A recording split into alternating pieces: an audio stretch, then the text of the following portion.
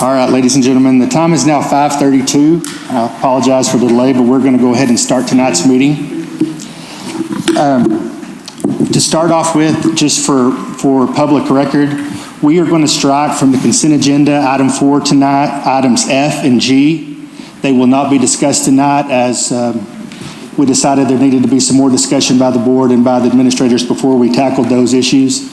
And so they are pulled from tonight's agenda. At this time, we will observe our moment of silence and the pledge of the U.S. flag. Our student tonight leading our pledge, just after we finish the moment of silence, is Lee High School junior Alexis Rudd. Alexis is a cadet in the Lee High School JROTC. She has received the activities, attendance, and longevity ribbons, as well as being named candidate for 2021 Chief of Staff Air Force Pilot Scholarship, which is the Air Force Junior ROTC Flight Academy. When asked about Alexis' qualities, Chief Denzer simply described her as being cool under pressure. Alexis has a course load of physics, Algebra 2, U.S. History, AP Drawing, and English 3, in addition to JROTC. Outside of school and JROTC, Alexis spends her time with both her loves, art and anything military. After graduating high school, Alexis plans on enlisting in the United States Marine Corps. Cadet Alexis Rudd. Thank you. Now for a moment of silence.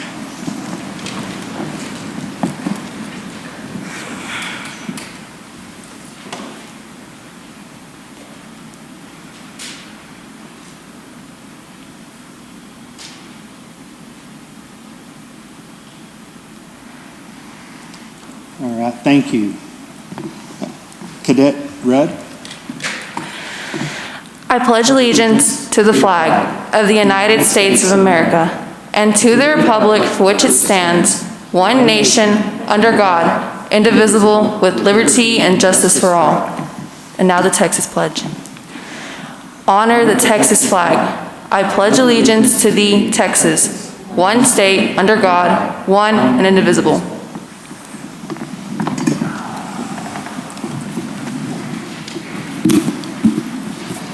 Item number 2 on our agenda tonight, thank you, Alexis. Item number 2 on our agenda tonight is presentations, recognitions, awards, and announcements. And I don't have anything other than I would like to address Ms. Spencer to come to the podium to start. Thank you, President Murray, Board of Trustees.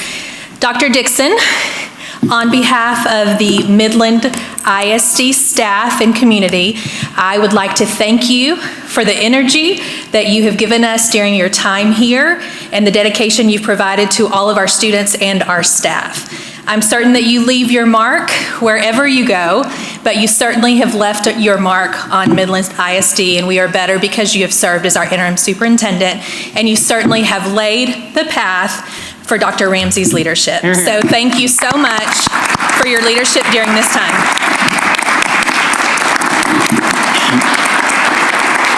We have a few gifts for both of our 2 leading ladies tonight.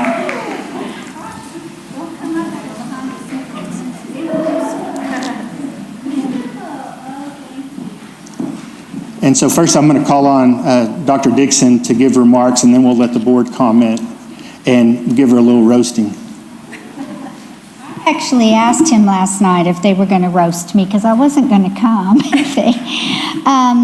I just wanted to say I came on September 21st, the first day in the district. I came to this board meeting, and people came up to the podium to speak, and I kept thinking, what's the tall city? I didn't even know. But 12 days ago, I left to go home, and when I got 55 miles from my home, I-10 closed down, and for the first time in my life, I slept in my car, and the next morning, I turned around and came back to Midland. Coming down 349 that Thursday afternoon, I knew what the tall city was, and I thought, I'm home. I was so glad to be back to Midland and seeing those buildings come up from the horizon coming in on 349. I know what Midland is. But one of the staff said to me the other day, are we going to get in your book? And I said, well, everywhere I go gets one chapter, but Midland's going to get 3. So, but I have had such an amazing life and career, and I now may add Midland ISD to my journal of memories. Thank you.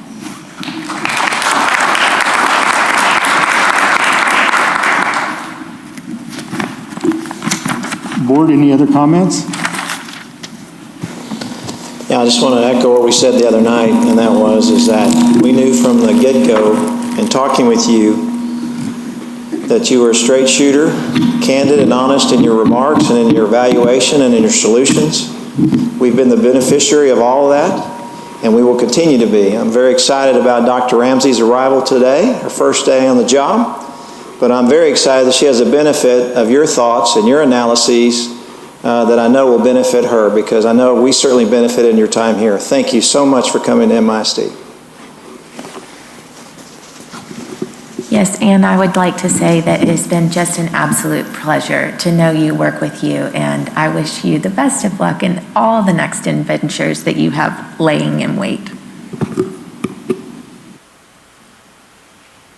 I just want to say that the only regret I have is that you're not a member of this community. I have no doubt that you would continue to inspire leadership in the community. I wish you lived here, because it would be an awesome experience for Midland to have someone like you lead Midland forward, and especially for young women. I think you'd be a great role model. There's no doubt in my mind. And of course, with Dr. Ramsey here, it might be a bit unique, but and y'all can correct me or go search it, but I've never seen 2 bright new stars women sitting as superintendents next to each other here at Midland ISD. So I welcome Dr. Ramsey, and like I said, the only regret I have is that you're not a member of this community, and you're going to leave us with all your leadership. So I echo the rest of what everybody else has said, and I really appreciate your honesty and integrity to Midland ISD, because from the moment you got here, there's been a solid focus on education and our kids. Thank you. I echo what everybody else said. Thank you for coming. It was a pleasure working with you for the month that I've been on the board. So again, thank you for everything you've done for us, and I appreciate it. Well, Dr. Dixon, I knew the very first night we interviewed, when you told us, how's that been working for you, that we had the right person sitting in the chair for us. So over the last month, we've spoken almost daily, sometimes 2 or 3 times a day. You've entered my weekends, you've taken my Sundays, and so it's really been a pleasure getting to know you, to know your heart for kids, and know the heart for kids in Midland when they haven't been your kids for very long. But I appreciate the sacrifices you made, the driving back and forth to San Antonio, the night you spent last week in your car because there were no hotel rooms in Ozona Junction. And so this lady has gone above and beyond for us, and it actually ended up turning around and coming back and staying in Midland because, believe it or not, it was the best of her solutions. And so I gave her advice that day, and she told me now I have 2 husbands. So I do appreciate you. It's been great, and I just can't thank you enough for what you've done, your time with us. Thank you.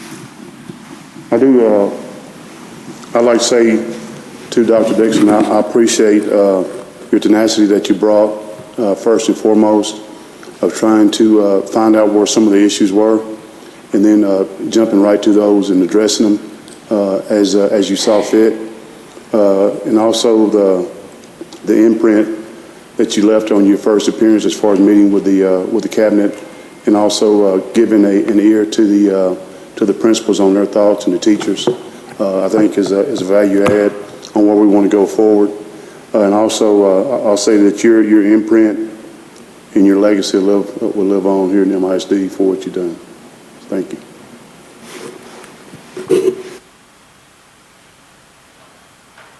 Okay, thank you. We'll move on to public forum. And so I've kind of arranged these in order that I received them, but I took the ones that were for the calendar back to the bottom, just because we're going to change the agenda a little bit tonight. But to start off tonight, I would like to call on Matt Galindo, and his topic is about changing the conversation in Midland. Welcome, Mr. Galindo.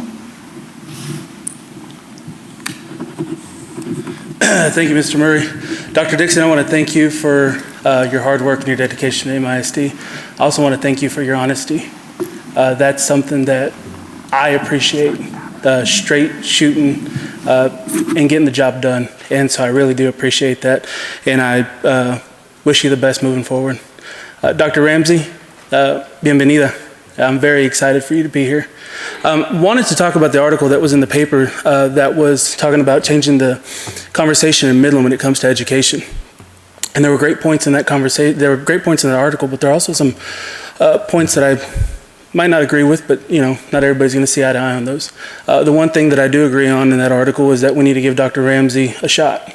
And everybody wanted change, and now we've got the change that we wanted. And so now it's time for those of us that ask for change to start backing her up and start really helping in any way that we can. And we've talked about this before. I've met you a couple of times and talked to you in the District 1 meeting. Anything that we can do to help, we're absolutely willing to do that. Changing the conversation in Midland would require us to not ignore our past shortcomings. Changing the conversation, if we really want to change the conversation in Midland, we'll start by changing MOA and overhauling MOA. My daughter, who is in the first grade, is now on teacher number 4 as of today, this school year. You want to change the conversation? Let's change that.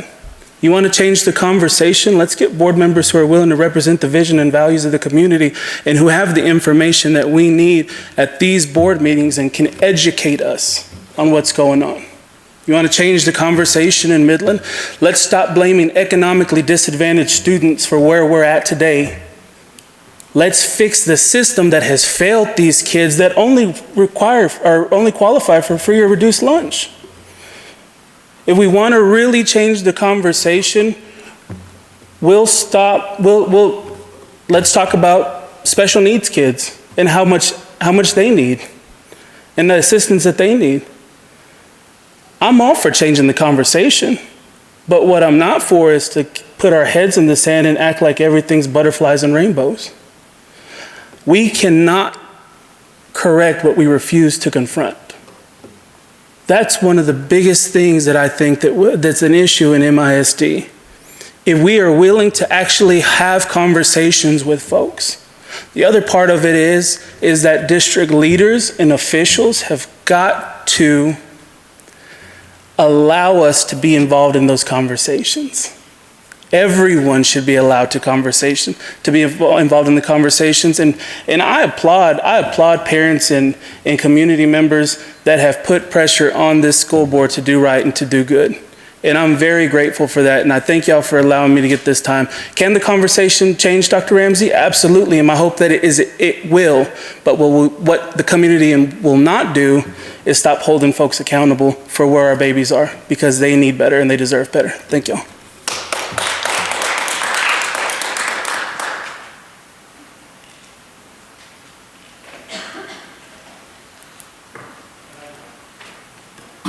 Next, I will call to the podium Christine Foreman, and she wants to discuss Listen and Learn Public School Finance 101.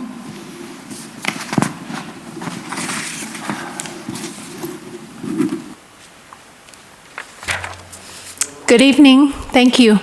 Good evening, Superintendents Dr. Dixon and Dr. Ramsey, Board President Murray, and trustees. First, personally, I'd like to thank you, Dr. Dixon, for coming, for taking us on. These challenges have been probably more than you signed up for. That not only our state but our nation are experiencing, and we appreciate you and your hard work and your boots on the ground attitude that has gotten us to today. So thank you very much. Dr. Ramsey, I want to welcome you to back to Texas and to Midland and to MISD. I look forward to seeing the changes and the things that you're going to do to support students, to support staff, to earn back trust in the community, but most importantly, improve academics for our students. So thank you and welcome. I'm here tonight on behalf of Midland Students First. For those who are not familiar with our organization, we are a local, nonpartisan group of concerned citizens, teachers, parents, and employers that believe every student in Midland deserves access to quality public schools. We believe that we align with the vast majority of the Midland community who wants school board members that put students first when making decisions for MISD. Aside from being involved in school board elections, MSF has been a resource to the public. We regularly attend school board meetings, and we constructively engage with the board members as well as MISD personnel. In the recent past, MSF has also hosted public events for board trustees to encourage students and the community at large to get to know their district representatives. In response to community feedback, we recently changed our approach in local school board elections. This allows us to operate without the designation and filing requirements of a PAC, and sometimes the skepticism that comes along with that, while still providing useful information and education opportunities. Based on a survey that was available on our website and social media platforms last fall, the #1 topic that respondents had a desire to learn more about was public school finance.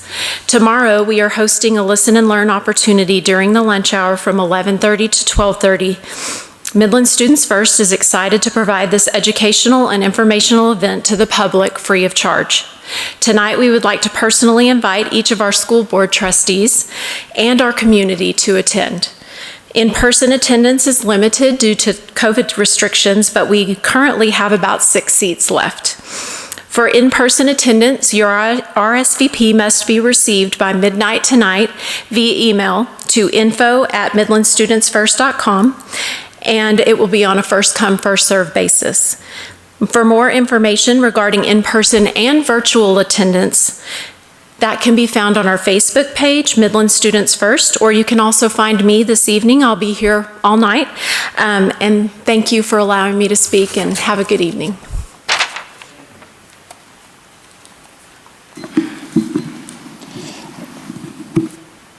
Okay, the next speaker we will welcome to the podium is Brandon Hodges, and he wants to speak at-risk students being labeled due to campus attended.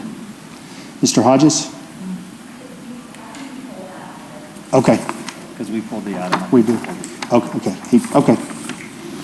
All right. Next on speaker that is asked to speak is Joshua Wimberly, and he would like to discuss team performance. Mr. Wimberly, thank you for being here. Thank you all. Dr. Dixon, members of the board, y'all have all been subjected to me before. Dr. Ramsey, our new captain of the ship, welcome, and you'll get used to me, I promise. First of all, I wanted to explain to you that we've had an amazing few weeks since I last spoke to you. If you've watched the news, you obviously know our team captain, Pranav Ganta, has gotten his early acceptance to Harvard, and while he hasn't accepted it yet because he's still waiting on Dartmouth, Princeton, Yale, and his goal of every other Ivy League school, we'll let you know what happens with that.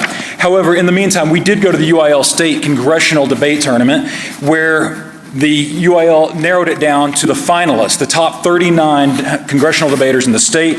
Midland Lee finished in 6th, 10th, and 12th place, and 2nd place team effort all around.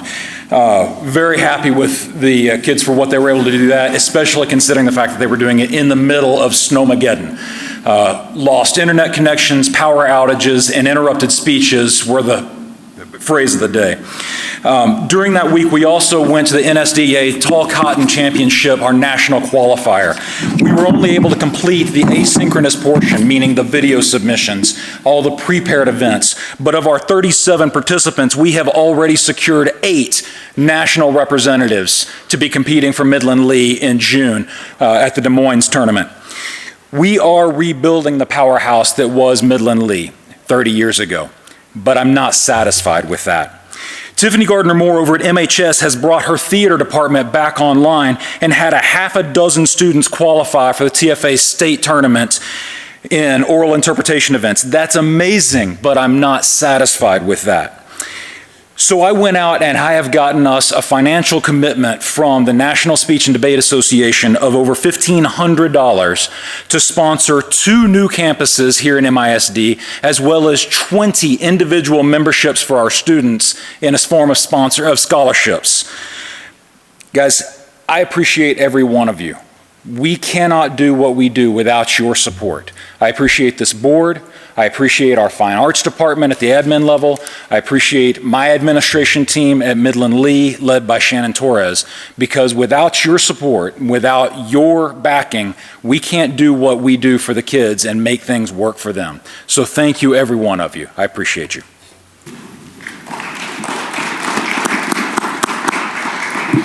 Thank you, Mr. Wimberly. Keep up the great work.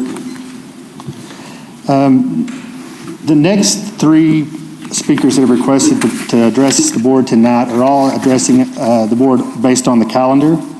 And so at this time, I'm going to exercise a presidential privilege and pull the calendar from item 7 and place it now with the public forum.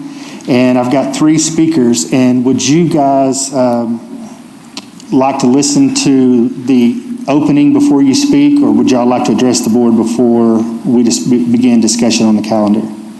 It's Courtney Ratliff, Kristen Vasquez, and Halston McCullough. Wait? Okay. All right, then at this time, I will turn the floor over to Dr. Dixon for her presentation on the calendars.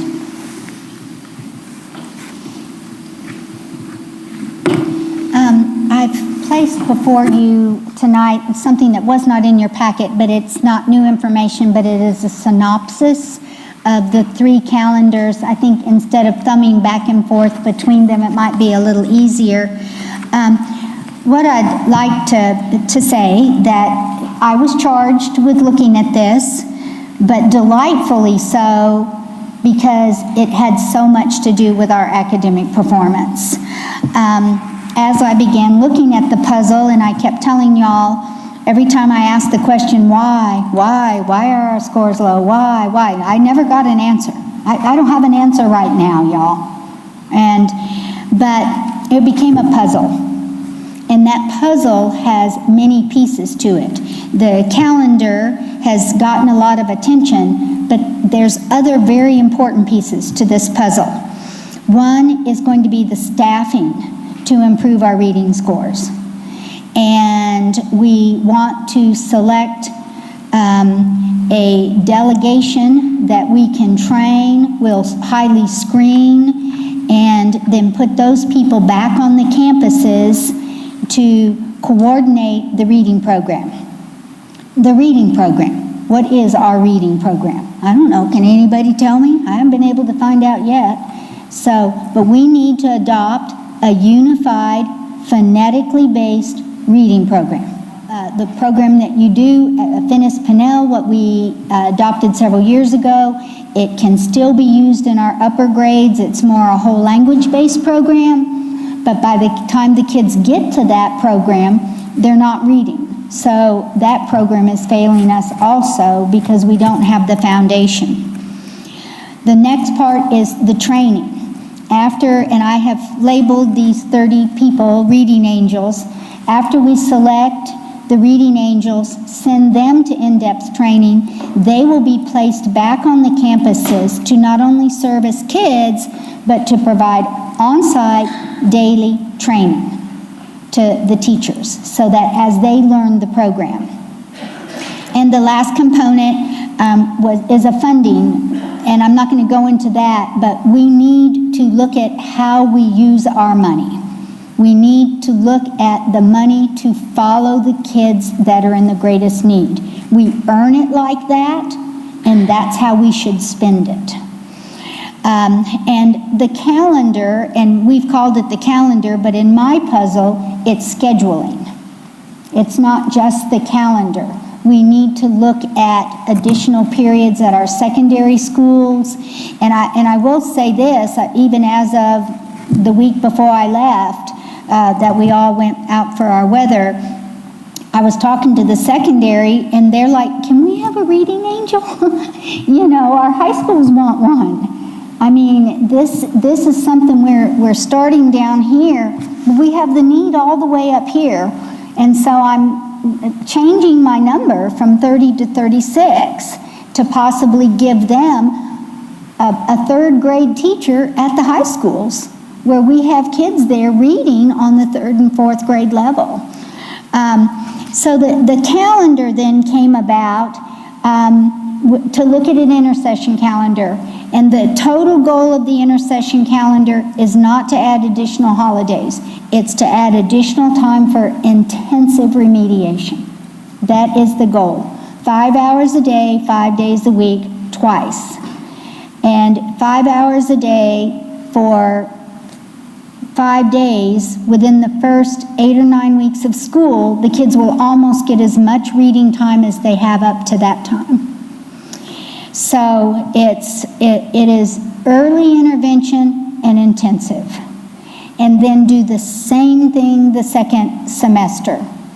And I was asked to look at a traditional calendar. We did move the ending from the last day to before Memorial Day. The input was very positive. The principal said that after testing, there's 2 weeks of school without going another week, and they thought they would rather have instruction time before the testing instead of after. That was good input. The traditional day, that moved it up to then the 16th. You'll see that their start date, they'll have 2 early release days, 5 staff development, 2 teacher work days, and 77,500 minutes. There was no support in taking days from Thanksgiving or Christmas to start later. That was from the DEIC and the principal meetings. Two things kick in there. If teachers don't come to work, they'll just use their accrued sick leave and high attendance. And you can only claim 2 low attendance days a year, and that would have put 4 in there. So we would have lost tons of money as far as ADA and the instructional time. You know, if the kids aren't going to be here during that time. As a result of going back, we had a counter of 1 week. This was proposed as a compromise. That starts us on August 9th, and it offers 1 fall intercession. We do get to end before Memorial Day, and it has just about 180 minutes less than the other. I don't know how many times I heard the word candor. I don't know if that's a secret code for something, but I'm tired of compromising with my kids here. We're not going to compromise again. We've compromised ourselves into this. As of this year, with our bad weather days, we are only going to teach our kids 159 days because of the current year calendar. So we've just compromised ourselves into these low scores. Which brings me to number 2. Enable to do the first day if we want to end before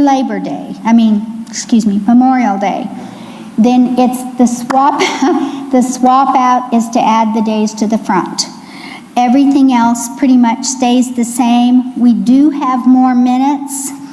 We have 77,760. So that you understand this minute thing, the minutes and the teachers are 2 separate components. The kids have to come 75,600 or 800 minutes. Teachers have to work 187 days. So we've got to mesh those 2 things. So we did give them some early release days, and we did have a long academic day. That is something we did have in this district, and I was hesitant to shorten the day to come ask, let's put more days in, but let's work shorter.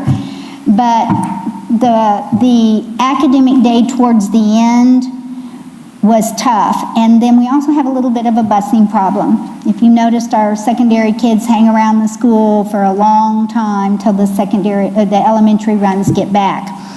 So the additional planning time, I gave them back 20 minutes at the end of the day, and you can see in the traditional that equates to 70 hours, in the 1 week 73 hours, and in the 2 weeks 70 hours.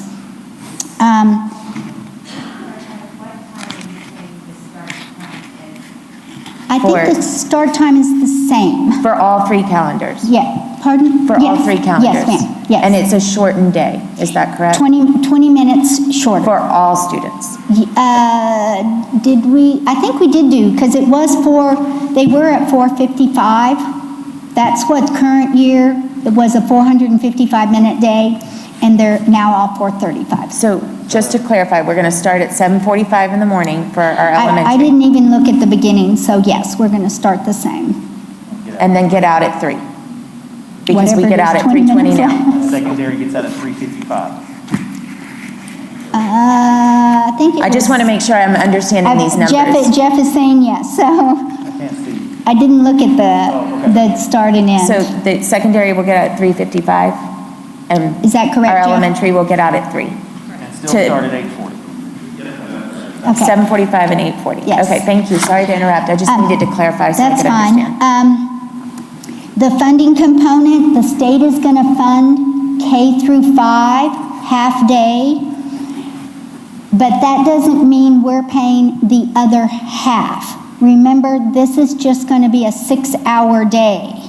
They will pay, and Daryl is here, he has estimated that'll be approximately $25 a student reimbursement for us. So if a teacher has 10 kids, that's $250, and we're looking at a premium pay of $300. So the state will pay the bigger lion's share of that because we're not going all day. We do need to redistribute our support money, and when we redistribute it, Ms. Goodnow has, we have an acronym for everything, but reading wins.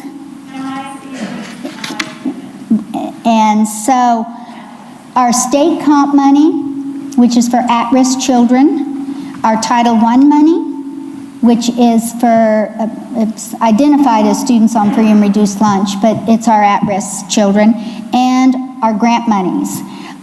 We, like the 30 Angels, we will put that money, instead of just a flat redistribution to all the campuses, we'll scrape off the top, train our reading teachers, get the materials, and then put it back into the pots so that it's where and of course it's going to be targeted for our DNF campuses because that's where our kids are.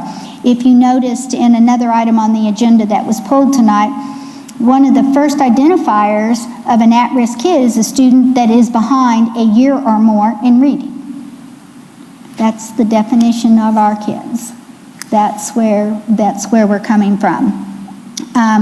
The 30 to 36 core reading teachers will be trained, placed on the campus. I've already mentioned this because I think it's going to be so important, is that they're going to be there hands-on with the new reading program, helping our teachers get through that new program.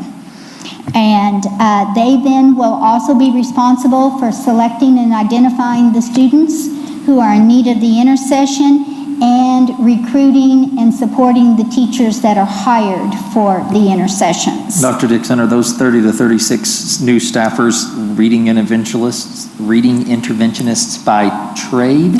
The reading certification that we have now is not an interventionist. An interventionist is just a title that we have come up with. We as in MISD, we? Yes, there is no reading interventionist certificate. Now, there is a master reading teacher, Katie, is that what? There is a master reading certificate, and I think, how many do we have in the district? 2? 5? Lists. Yes. But interventionist is a role. It's a definition. It's like, Forgive me, I wasn't trying to get into the weeds on the semantics. I meant specifically, are those 30 to 36 either master reading teachers, reading specialists, reading teachers? or an identified generalist in elementary who has a concentration in reading. Okay. And we're going to find those. We're going to track. They're going to be reading people. It's not going to be just some, and they get... They might be an elementary teacher, though, that has the skills in reading that we're going to put them through our program. I don't have an issue with it. Well, so when I emailed, that was, this thing turns off on me. That was my question when we were going back and forth over email was, how are we defining who is intervening on the behalf of our students? And I asked, well, how many interventionists do we have across the district? And then it was found out that essentially there were many people that were interventionists, but they weren't actually reading specialists. That is correct. So my question now is, of the 36 that are interventionists, I know that some campuses were utilizing their specialists in the correct manner. So is that in addition to the people that have been serving in those roles, or are we wiping the slate? Like what are our numbers total? We're going to rebuild. We are going to eliminate reading interventionists. Just get that out of your mind. Our current current interventionists are certified in PE, art, music. We're scrapping the plan. Okay. We're scrapping the plan. So these 36 people are intended to be the tent poles for the reading program that go out and disperse onto the community campuses, one per campus, and then they are going to put their stake in the ground and build the reading program for that campus. Is that correct? That is correct. Now, and these are new positions. They're new positions, but they might be some of the, whatever we had, I don't remember our number, 39 or something that some of those people could be qualified to reapply. Serve. Yes, they're all going to have to reapply, and they're going to be interviewed. Because remember, they're going to have to work an additional at least 10 days, and that'll be supplemental pay above contract. It won't be part of their contract. And then our principals and assistant principals are already on 236-day contracts, so they could supervise the summer program because their regular school students aren't there anymore. To my next question, when we talk about intercession, we keep focusing on these 2 weeks. Where is the conversation around the summer intercession and how many days that is as well? Right, summer. I want to go and make sure that you're through with your speech or your discussion before we start answering questions, because we need to get back to these guys before we come up here and ask our questions. And so if you will, we'll get finished with you, and then we'll move on to the next. Yes, and when you approve a calendar, you're approving the academic calendar. Summer school is not really considered the academic calendar. That's the 180. I've included it in here because we want to apply for it's 30 plus. Of course, we're only applying for 26. You wouldn't actually have to approve the summer school calendar tonight. You would not have to do that. I think it makes it look packaged better so that we can show our intent to the Texas Education Agency that we plan to qualify. And they actually had it so that you couldn't qualify until you had gone to the 180 days, but to our delight, they redefined it so that you can have intercession. El Paso just published their intercession calendar. I just looked at that today. I think another core of this, the reading angels will be identifying these teachers, supporting them through the intercession. They're going to intimately know these kids by this time, who is in the greatest need. The new unified reading program, if it's the one I hope it is, it's very prescriptive. It'll be very easy for the teachers to follow, and then they'll have the angel on campus to support them. Now, they might not only get an angel. Now, that doesn't mean they're going to get the devil, but they might get an angel plus, Because remember, money follows the kids. So some of your principals may have options when they get their title money. They might say, I want a math interventionist with my title money. Or I want tutoring, or I want, so some of our campuses, but I'm talking about the basic core principles of this district to turn our reading around. There's going to be some pluses along the way, but this will be the minimum that there'll be. This is also going to lead in to a situation that we've talked about and touched on a little, is in my questions of why, and nobody could answer. So why does a kid fail 4th, and why does a kid fail 5th, and why does the kid fail 6th? And we're promoting failure. So looking at our retention policy, the legal policy says at the start of the year, a district shall make public the requirements for a student to advance. Texas Education Code 28.021. We've not done that. I almost jumped out of the back of my chair when Dr. Ramsey was being interviewed and just very casually says, oh, I make every parent sign a contract before the first of the year. I thought, what a great idea. Right up front, this is what your kid has to do. If they're behind, they're going to have to go to an intercession. If they have to go to summer school, they're going to have to do this. They're going to have to go to daily, the pull-out teachers. And we just tell them right up front. I thought, what a great idea, and then I found out it's the law. I guess we've kind of glossed over that. In our local policy, it says in grades 1 through 8, to be able to be promoted to the next grade, the student shall have an overall average of 70 for language arts, math, science, and social studies. Shall, not may. So the 450 8th graders that got promoted in the spring of 19, they didn't pass their STAR test. They're in 9th grade now. I wonder if they're passing. 9 through 12 is by credit, we know that. So the student, again legal, a student may not be promoted to a 6th grade program in which the student would otherwise be assigned if the student does not perform satisfactorily on the 5th grade math and reading assessment. We had 486 of those, and they all went to the 6th grade. Well, 36 did not. 36 were retained. So, where did they go? They went to a grade promotion committee. A parent can appeal.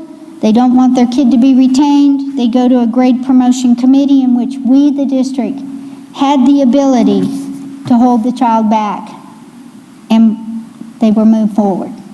The committee, in 8th grade, and not in 5th. I can't remember, I think it was 36 or 39 were retained. Were all of them appealed? No, and I have a printout of that, and I saw many appeal letters. How that happened, I don't know. I don't know if the school said, we're going to retain your child, but if you sign this appeal letter, we won't. I don't know. But all the intervention in the world isn't going to work if we don't put some teeth into this. But we can't put teeth into something if we don't offer the interventions. A kid who's in 5th grade that's on 2nd grade level now, if I don't have something for them going, this 26 extra days of school of intensive instruction. Reading ranges from 60 to 90 minutes on most campuses a day. But we're going to give them 50 hours in the 2 weeks. So it is my recommendation, Mr. President, that we move forward that we go with the intercession, and let us not be the failures. Thank you, Dr. Dixon.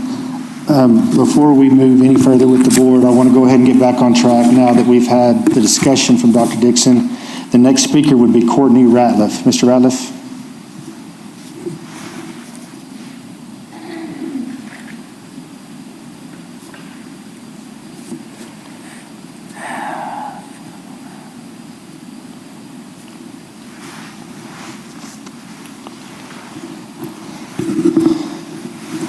Welcome, Mr. Ratliff. Good evening. First and foremost, Ms. Dixon, thank you so much for your service to our district. You came in and you had an immediate impact, and you changed the course of education, and your impact was felt immediately. You're very greatly appreciated throughout our city. Dr. Ramsey, it's good to see you in person. Thank you for participating in our conversation for District 1 with Mr. Booker. I'm looking very forward to your leadership and all of your experience on all of this, especially in situations like what we're talking about right now. You are probably the only one in this room who has actual practical experience with intercessional calendars through your involvement with Sakuro ISD. I think for that reason, it's very important for us as a city and for you as a board to take the time to allow her to examine what is actually going on in MISD right now, so that she can make a recommendation on what the best course of action is moving forward. So I'm going to ask you all to reconsider voting on this measure tonight and table this for at least one more month, so it gives Dr. Ramsey an opportunity to actually make an educated decision on this recommendation on this process. I think it also allows the thing that we as Midlanders have had the most criticism about when it comes to the board, and that's education on issues. I think it's very fair to say that we have not been communicated about what an intercessional calendar is and what it really looks like for our students moving forward. We've talked about possible benefits of an intercessional calendar, and I think that that's been made clear. However, we've not talked about implementation. We have no idea how to staff this thing. We don't know how to identify the students who need to participate. We don't know how to make sure that those students actually do participate in an intercessional week. So what it looks like to me is we've created two empty weeks where we might have a few students show up to learn how to read a little bit better. But there's like you said, we need teeth in the game. Otherwise, this is just a very fruitless project. And unfortunately, it's a fruitless project that makes it sound like it's a money grab, because the state is offering more money as a result of programs like this. And if that's what we're looking for, if we're just looking for additional funding, then hey, let's say that, okay? Let's not beat around the bush. Let's be real about it. So I really think that the community needs to understand. I think that you all as a board needs to understand a little bit more about what we're actually getting into, how to implement the program, who's going to be involved. So again, I'm asking the board right now for you guys to take a step back from this for at least one more month, where you have an opportunity to survey teachers, survey principals, find out who's actually willing to participate in this. Right now, we have no idea what teachers will be involved in this program. And let's actually come up with an actual game plan so that we can do this right. Thank you for your time. Thank you. Thank you, Mr. Ratliff. I want to just address a couple of things you said, because I wrote down a question, because Dr. Dixon mentioned it, but I want to make sure we're clear on it. The district is not benefiting from this financially. What you said is 10 kids in a class at $25 per student is $250. We're going to pay the teacher for those 6 hours a day, $300 a day. So for each day, that's going to cost, for each teacher, it's $50 the district's paying. So we're not benefiting from this. And that's only if we have 10 kids in a class, because if the student class is less, the gap is bigger. And we're only talking about K through 5, and we're adding 6. Yes, we're gonna pick up the bill for 6th, and the 1 hour more for the teacher and the facilities and materials. So we have an investment also.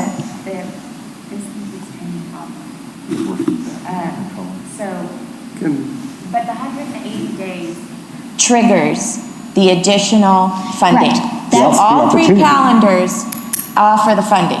That's not, the intercession doesn't give us the money.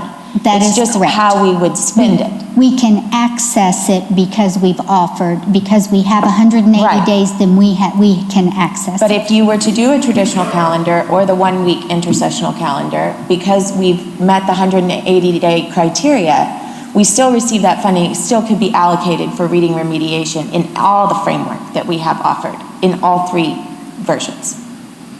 Well, there wouldn't be any use for it in the traditional, except the summer school.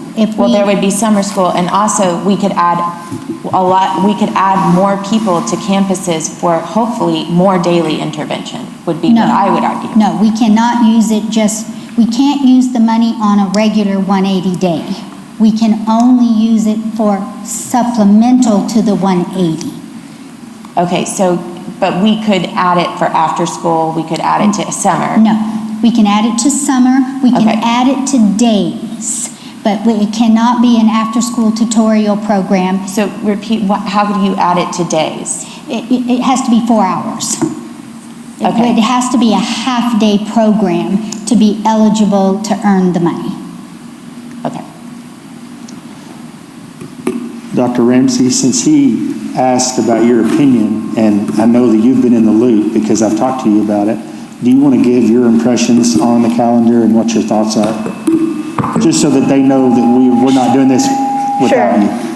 I do want to preface and say that I haven't been a full part of the process of meeting with stakeholders in the DEIC or any of those pieces. Dr. Dixon has kept me apprised as we've moved forward, and especially since the board meeting moved from last week to this week. I do have experience both in the traditional calendar and the intercession calendar as a teacher and a campus leader, and have seen the benefit all the way through 12th grade. I know we're not talking about that at this time, but this is one piece of the larger kind of puzzle for all the changes that need to happen preschool really through 12th grade to ensure that we adequately meet the academic needs of our students here in Midland.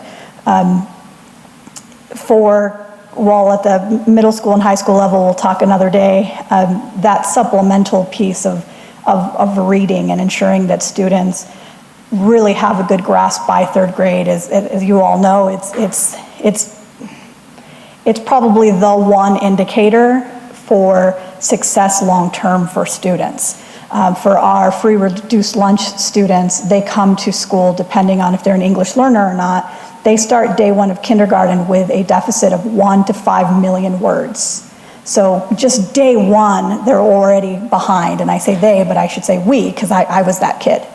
And so an intercession calendar allows, it's one piece of the puzzle, like Dr. Dixon said, there's a lot of other pieces, but it allows the time in a timely manner to provide acceleration for students instead of waiting. If you're a child who is not on grade level, we're either saying we're going to wait until an entire year passes and then try to bring them in, or we're going to build a system where during the school year you have opportunities for the child to receive some additional assistance. And so we've kind of seen, I've seen both, I've lived in both, and the one last thing I think I'll say is that the school district that I'm leaving, and this is almost unheard of in a collective bargaining state, but we were working with the union to go to an intercession calendar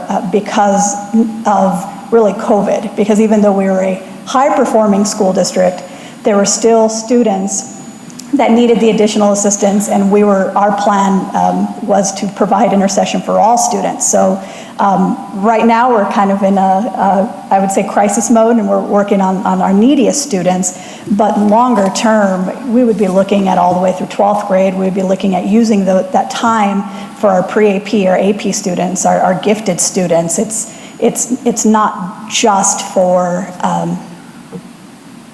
remediation or acceleration. So one piece of the puzzle, I definitely have seen how it assists, and we'll kind of go from there. I hope Dr. Ramsey, Dr. Dixon, I have one question, clarifying question from Mr. Ratliff's remarks as well. As far as having more time to kind of let this breathe and assess even more, this has already been delayed once. I think my understanding is staff wanted it adopted in January, and here it is February. What would another delay of the calendar into the March meeting do for Mr. Bailey doing contract renewals, or Mr. Horner for planning graduate? I mean, are there considerations? Does it really start to hinder what the staff can do, or do we have some flexibility? Well, I think you're about 3 years late. So I think one more month is going to put us behind selecting staff, notifying those interventionists who will not be returning to their positions, and they say, well, have you known this all year and you didn't let me know? Because I would have applied for a third grade teaching slot, or an art teacher or something. This gentleman did articulate, I'm as frustrated about the missing pieces as he is, because I can't do anything until the calendar is approved. If this calendar isn't approved, yes, are we still going to get a unified reading program? Yes. When am I going to get them trained? Don't know. Who are they going to be? We can move forward in looking for those people, but it's going to delay that. Not only is it's like the puzzle. What do you put together first? The frame. You don't just start putting a piece here and a piece here and a piece here. Something has to happen first for the next thing to happen, and then it starts coming together. But I need to know, what is the scheduling component? Am I still going to have reading angels? I sure hope so. I mean, we need them on those campuses. But am I going to be able to get them if you don't approve this? Probably not, because now we've got to relook at I have to wait, what's going to be the new teacher orientation? When are the teachers coming back? How am I going to get them in? It is, sir.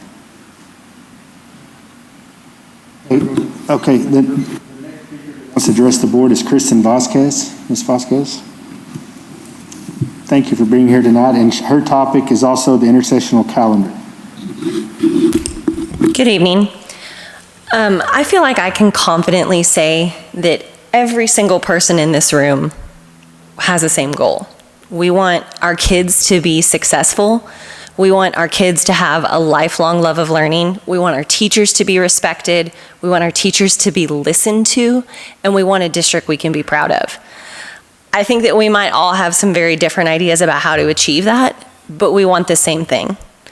My concern with the calendar is how many teachers have not been talked to about this and haven't been brought into the conversation about whether or not just if they support it, but if they're willing to actually participate in it.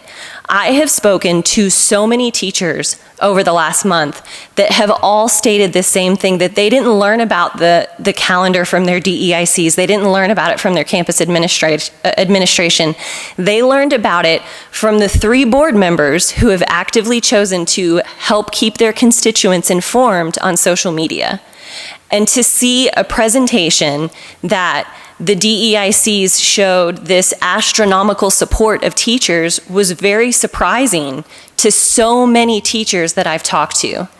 The fact that we would present something without knowing, one, for sure how much teachers are going to be paid definitively, for sure how many teachers we need to successfully complete this, and for sure how many teachers are willing to participate in it, is just asinine to me.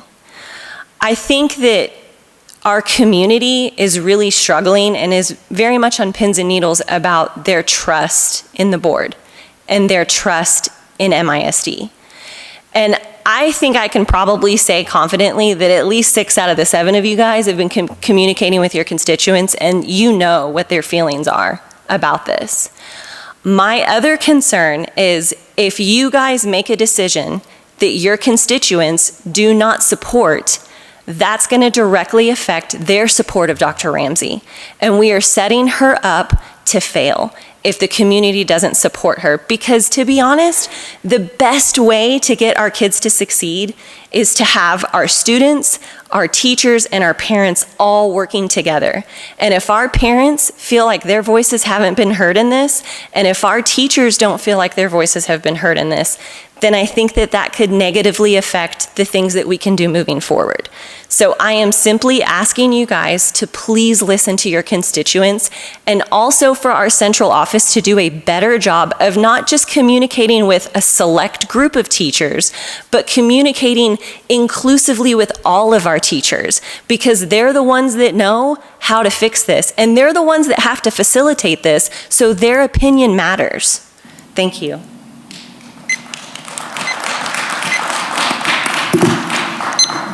Thank you, Ms. Vasquez. The next speaker I have is Halson McCullough. Ms. McCullough. Welcome. Thank you. Good evening, Board, President Murray, Dr. Dixon, and welcome, Dr. Ramsey. My name is Halston McCullough. I have taught in MISD for 10 years and have been through many different challenges and changes in our district. I currently teach math to 6th and 7th graders. I also have 2 children in 2 different schools in MISD. My hope is that you will hear my voice as both a parent and an educator. I want change for this district and am deeply invested in improving outcomes for every student. If you know me, you know I live by the saying that we don't do things out of adult convenience. We do what's best for kids. We do whatever that takes. That is our business. Changing the calendar by a week or 2 could be one small step out of many that promotes the change that everyone is looking for. I know this, kids need to be in school. The 159 days scares me. The thing is this, not all kids learn in the same way or in the same time frame. Some kids need more time or different instruction. I know our teachers work endlessly and tirelessly to fill the gaps that many students come in with. Add COVID slide to this, and the struggle for both kids and teachers is real. Have we thought about what COVID slide has done to the self-esteem of our kids with the academic gaps? The daunting standards that our state has set on us to make up a year following worldwide school closures. We have intervention periods during the day, both with specialists, as you explained, interventionists, and with teachers, but this extra time in our elementary schools is invaluable. Many in our community have beliefs that 1 or 2 weeks won't make a difference. I disagree.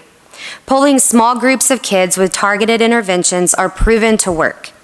Every minute of extra strategic instruction counts. The benefits far outweigh the negatives. This time could fill gaps, boost academic achievement and self-esteem, and more importantly, give our kids the extra time they may need. The Intercession Calendar is one solution that could work. As an educator, the planning days, even half days that were added back into the calendar, make a huge difference for us. This is the time when I can collaborate with other teachers that are not on my campus or don't have the same conference period that I do. We are much better when we collaborate and learn from each other. No, this Intercession Calendar is not the only piece to the puzzle. That would be great if it was. But why wouldn't we try something new? Giving kids the extra time that they may need is not optional, it's required. That is our mission, to educate all students. Having this extra time could help. Everyone is screaming for change. Sometimes that means changing routine and trying something new. If 2020 and 2021 have taught us anything, it's to be flexible and adapt when needed. This is the time that we need to adapt. Thank you, Ms. McCullough. Board, I would like to call for a motion so that we can begin debate on the stage on the calendar. I move that we adopt the 2-week calendar. 2-week intercession. 2-week intercessional calendar. We have a motion by Mr. Marquez. We have a second. Second by Mr. Bishop. Now, to kind of start the discussion, maybe we just kind of keep it in a flow. Mr. Booker, if you want to start, and then we'll just work our way to this end of the table, and then we'll each have a chance to give your perspective. Okay. So I got a couple questions. Some of these are from the community as well. One of the questions was, when will all students be able to get the remediation K through 12? Again, the focus will be on the K through 6 tied to the funding, but already the secondary schools are talking about things that they can do, SAT prep, things like that. I would not be surprised if the state does not eventually expand the funding. Of course, the dream is that we won't need it. If we fix the problem down here, that we won't need this up here. And if we do have it, we could have it for enrichment instead of remediation. Okay. Thank you for that. And the next one is, are we able to add in planning days once a 6 weeks for the teachers? If you look, did I go off? If you look at the summary page, we did put back, and we tried to do it strategically to put days in scattered throughout. We didn't put one in the spring break month. We don't have one in March. And then April hits testing, so that gets difficult. But we did try to spread planning time in addition to the 2 prep days. We have 4 half-day early releases for them. And I know it's hard, and I'm not sure that the shortened day really helps the teachers getting out 20 minutes early, but that would be at least a resource. Now, there's nothing limiting the length of the school day. We could extend the school day for teacher planning. I really didn't think I'd make it out of town if I did that, so. Okay. And I know the answer to this one, but I'd like for you to, okay, if you can, are we able to move spring break back a week? No, we're not. We are tied to the spring break of Midland College because of all of our dual credit early college high school. So they have already adopted their calendar. There was a time in the beginning of this process that we had it the week of the 14th. We changed it, and so they changed theirs and they adopted theirs and have published their academic catalog now. And then we changed ours again to move the intercession week in the spring to February 7th, and that was at the request of the secondary. That's all I have. Mr. Galindo. Mr. Galindo, board member asked that y'all social distance to make sure we're observing the rules of COVID. Thank you. Mr. Marquez, I believe you're up. So, we discussed this last year, brought it up for a vote. There was a survey that went out, and there was a major support for it back then, but everybody felt that it was too short of a time to implement the intercessional 2-week that we discussed originally. And,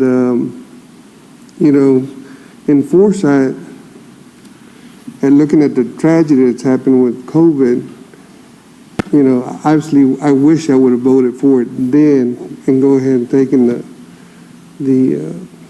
that path, because once again, Dr. Dixon stated that we're behind 3 years. Well, by not taking the decision last year, which seemed extremely harsh and hard at the time, we put ourselves further back. And, the reason we're in this room is to talk solely about education.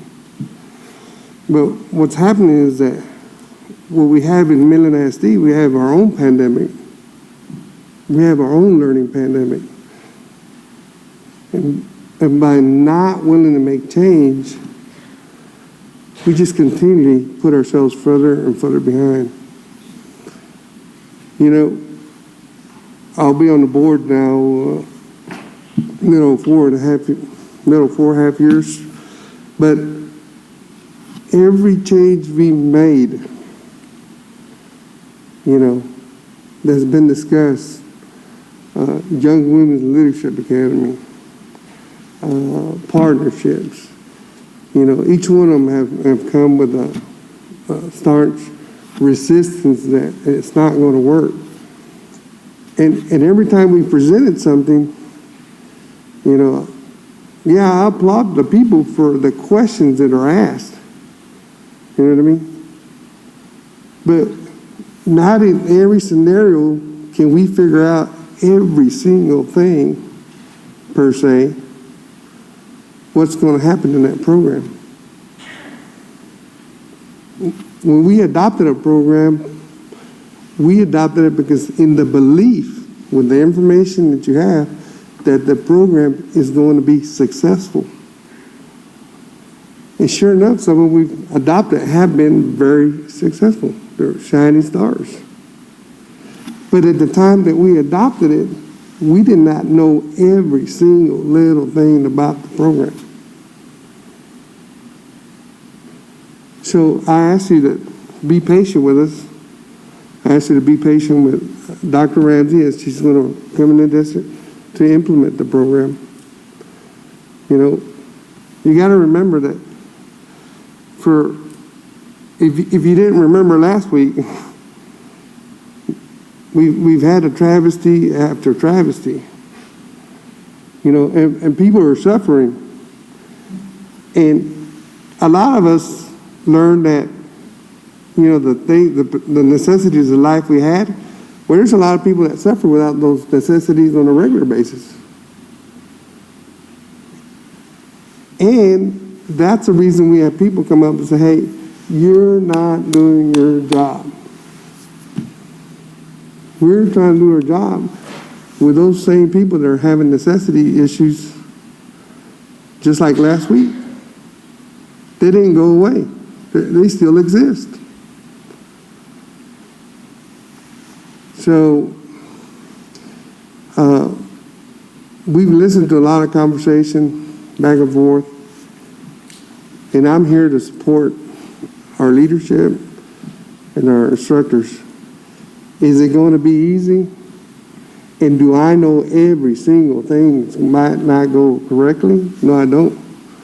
But I do have faith that what I'm being asked to vote on is the right thing to do. And for that reason, I'm voting yes for the 2-week intercession calendar. And I'm asking you, our public, to come along with us and to support Midland ISD as we look to move the district forward. If in 2 years we have all 8 campuses, guess what? We'll come back and you can move, change the calendar however you want to. By then, you don't have no discrepancies, right? You don't have to answer to anybody because you'll be the shining star of the state of Texas and the nation. So you don't have to worry about implementing programs. We don't have to worry about changing things. So, but for now, in order to address the issues we have to make change. You know, and is it one piece of the puzzle? It's one piece of the puzzle. We started with Long Star governance from the very beginning when I joined the board.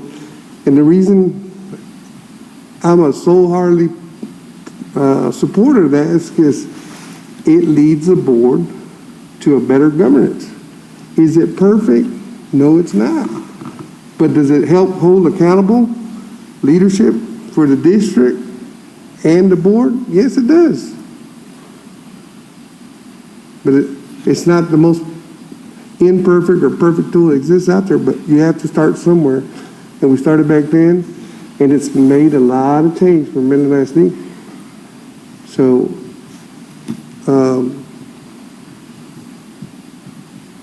I appreciate everybody for their comments, their emails, And I ask your support as we move forward in this.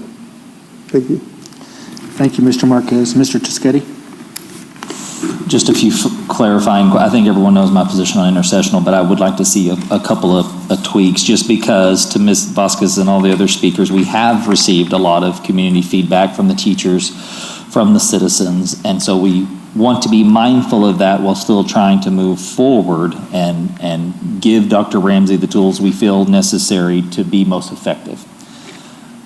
Were you ever able to talk to Dr. Muir at ECISD? Are we lined up?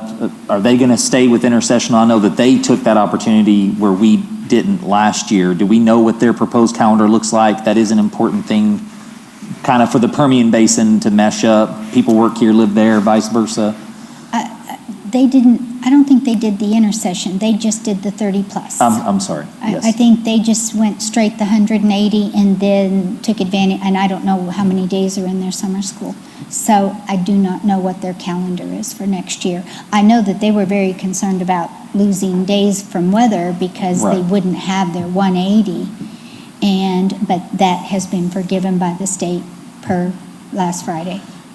In your presentation, you said that y'all went back to the teachers because, and I've heard this as well, I think all the board has, that the most important things we hear are they don't love starting in July, they prefer to start that first week of August, but they still want out Memorial Day. And that's tough to get everything done. So you went back in the modified traditional, or this is how I heard you explain it in the presentation. In the modified traditional, you went back and you shaved 2 days Thanksgiving, 2 days Christmas, and 1 somewhere else, and that was received with not great fanfare. Did you apply that same tweaking to the 1 week or the 2 week intercessional? Yes, and of course with the 2 week, it was very difficult. And it's really just 4 days. It was trying to recapture the 4 days after Memorial Day. So Tuesday, Wednesday, Thursday, Friday. So that was the 2. Yes, it disappoints me that campuses elect or appoint campus representatives to represent them on an advisory group such as the DEIC, and we've spent, I know, 2 and maybe 3 meetings just dedicated to this, that their teachers did not go back and tell them or review with them. But that's the whole purpose of an advisory group, is to get the input and then for them to take back. And then we surveyed after that. We got, I'm sorry, I'm going to have to rely on Ms. Spencer because she received the surveys. I think we only got 1 person that was in favor of shortening the Thanksgiving. Yes, there were 4 options at that point, and there was 1 vote for one of the calendars. So of all, at that time we had 4. For the 2 week intercession that we're discussing? No, it was. At the time, it was a traditional modified. No, at the time, there were 3 versions that contained the 2 week, and we were trying to meet all of the requests, and so that was one of the versions, and then the version 4 is what had the 1 week. Okay. So the version 4 was the step towards allowing us to be out before Memorial Day, starting in August, and maintain the holidays without giving up like Monday and Tuesday of Thanksgiving. Correct. Okay. Did we hear specifically, we hear a lot about, and we did tonight from some of the speakers, about low income, special needs. Did the special ed teachers, does this change? I know that they have a unique situation to begin with. Was there feedback? Yes, Ms. Warren was very articulate. We are aware they are under different guidance rules with their IEPs and their ARDs, but the bottom line is if that kid needs the remediation and qualifies, they're going to get it too. That now it might have to be addressed in their ARD committee or their educational plan, but they have this isn't going to be a whole lot different from that for them, because special needs kids, they already have extended year services and things like that that we have to offer. So this isn't going to be new to them. I suspect what's going to be new is they will want to come and they may not meet the criteria that we establish for the intercession. Their promotion and retention is determined differently than the regular student. Okay. So, but yes, we will be sensitive to those, and if they qualify and we can fill a remedial gap, they're going to be in there with them. I appreciate all of your work, and you, Ms. Spencer, and all the feedback we've gotten, emails, calls, trying to get teachers, DCEI, all of the acronyms. Obviously, I'm a proponent of intercessional, have been for a long time. I'm going to be in favor of this. I would really love for us, though, I think we can make great gains with teaching staff if we can figure out a way to do that 2-week intercessional and bring them back August 1st and have students start August 9th. I firmly believe those 4 days are in there. And I think if we could figure that out, that may be, you're never going to make everyone happy, but that would make such huge gains for so many parents, teachers. I really think that's the sweet spot, and we can get there. That would be. Like I said to somebody the other day, I've got 3 bad choices. But you would have to either take out the spring break. Nobody's going to be happy with that. Right. Nobody's going to be happy with shortening Thanksgiving or shortening Christmas. That is the holidays. That is all there is. We could take away presidents. You can't take away your 2 makeup weather days. Right, The Good law Friday requires, the law requires we have 2 in there. So we don't give them Labor Day. We did try, and again. I just wonder if at this point the conversation and the narrative had changed a little bit because they had so many options at the time. If they knew the 2-week intercessional was going to happen, and we're trying to make it to where they don't come back till August, we hear them saying that, and they still get out Memorial, will they be willing to give up those 2 days on the front end of Thanksgiving? I mean, we all went Monday and Tuesday Thanksgiving. And will they give up 2 days somewhere in that Christmas break? And we're there. Well, the problem is, though, that if they don't come on those days, not only have we lost the state funding, we've lost 4 instructional days. So that cancels out the whole idea of having the intercession. We're trying to bring in extra days, and then if they don't come, then, I have a fear, this is speculative, but I have a fear that if you start August 2nd, you're going to have kids not come for the first day of school till later in the week. I mean, I think you can play that scenario out in any number of places in this calendar. This calendar is going to be a lot for our community. I'm in favor of it because it's what the educational professionals, Dr. Dixon, Dr. Ramsey, are telling us, that they need that quiver, that bow in that arrow in their quiver. I'm just trying to not appease, but I'm listening to the constituents, I'm listening to the staff. I just feel like we're really close. Well, and we actually did one that I thought we were even closer to, is bringing kids starting school, I can't remember if it was a Wednesday or Thursday. So not bringing them back quite as early, but we still couldn't like find. Like the 4th instead of the 2nd Yeah, or we something. still couldn't bring them back midweek. And a lot of school districts do start school like that, because those first couple of days is get your textbooks out, learn where the bathroom is. We did this year, I think, started on a Wednesday. And so that was where I thought we would be able to do it, but we couldn't find it. It's, do we want to start that early, or do we want to go the week after? That's the trade-off. The fudge there. Okay. I don't know how to make it. Thank you, Mr. Murray. Ms. Joyner. Okay, I have a lot of questions. That's okay. And please don't take that as a grilling.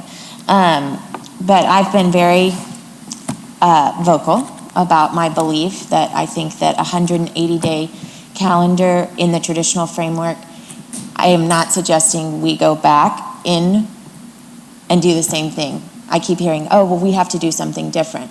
I recognize that I don't think that there's a ton of support on this stage for the traditional calendar, but I just want the people who I've talked to, who I've had literally pleading emails from the community asking us not to do this, to understand that I agree with them. We have not had a robust reading program from what we can tell. In fact, what we're realizing is maybe it was nil. So to say that we have to have the intercessional calendar in order to do reading doesn't necessarily equate for me. So some of the questions that I have moving forward about the intercessional calendar is for now, I'm assuming that we're having a debate between 1 and 2 weeks because I don't think that the traditional is really going to have the support that it needs.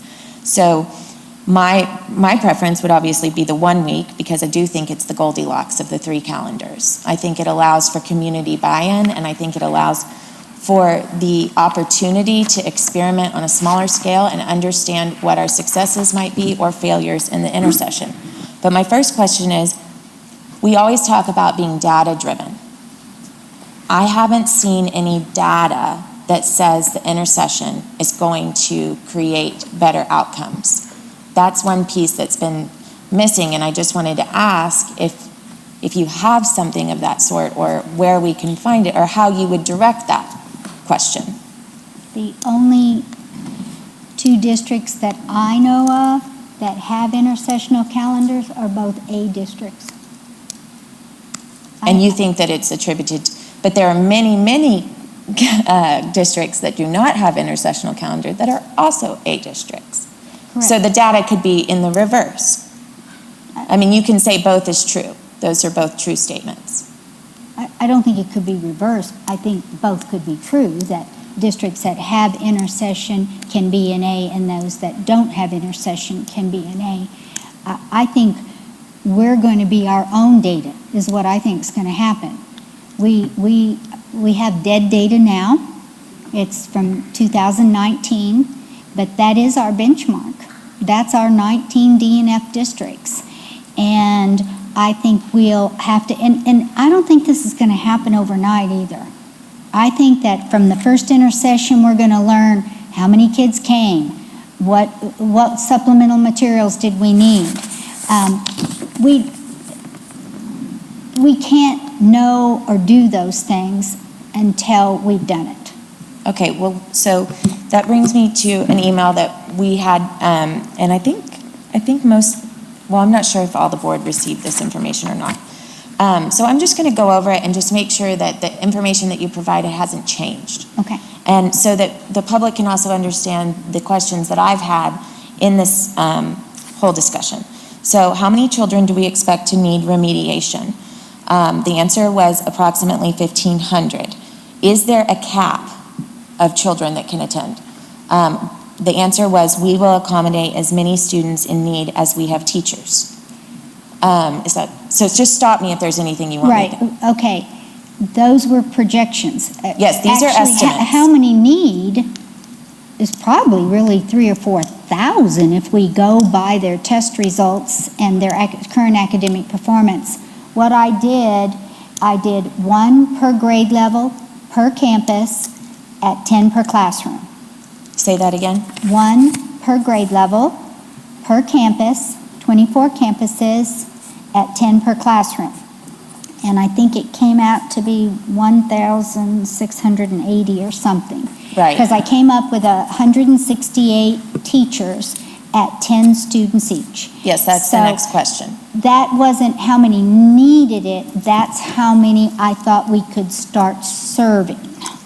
Well, and the next question would be to me, if it's optional attendance, and we're talking about giving it teeth, how do we ensure that of those children that we identified that we can estimate is around 1,600 are actually going to attend? We have no way of knowing. I would suspect we will have a waiting list 3 times that much. But you said that there's no cap. So will there be a waiting list? There'll have to be a cap to the number of teachers available. Yes, there would. Well, there won't be really a waiting list. It'll probably be a prioritization of the highest need are eligible first.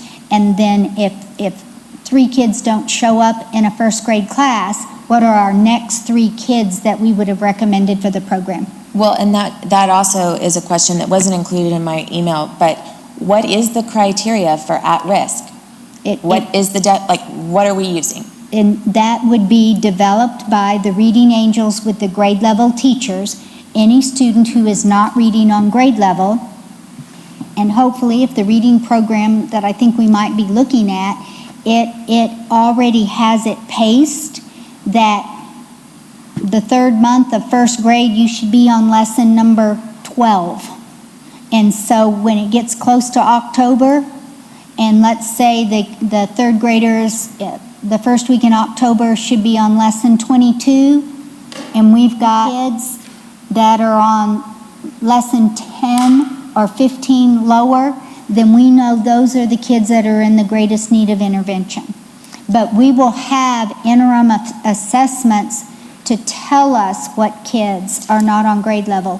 Have you visited IDEA? Yes, I was going to. And that would be the model that, right. And if you probably saw, they would have third, fourth, and fifth graders all on lesson number 27.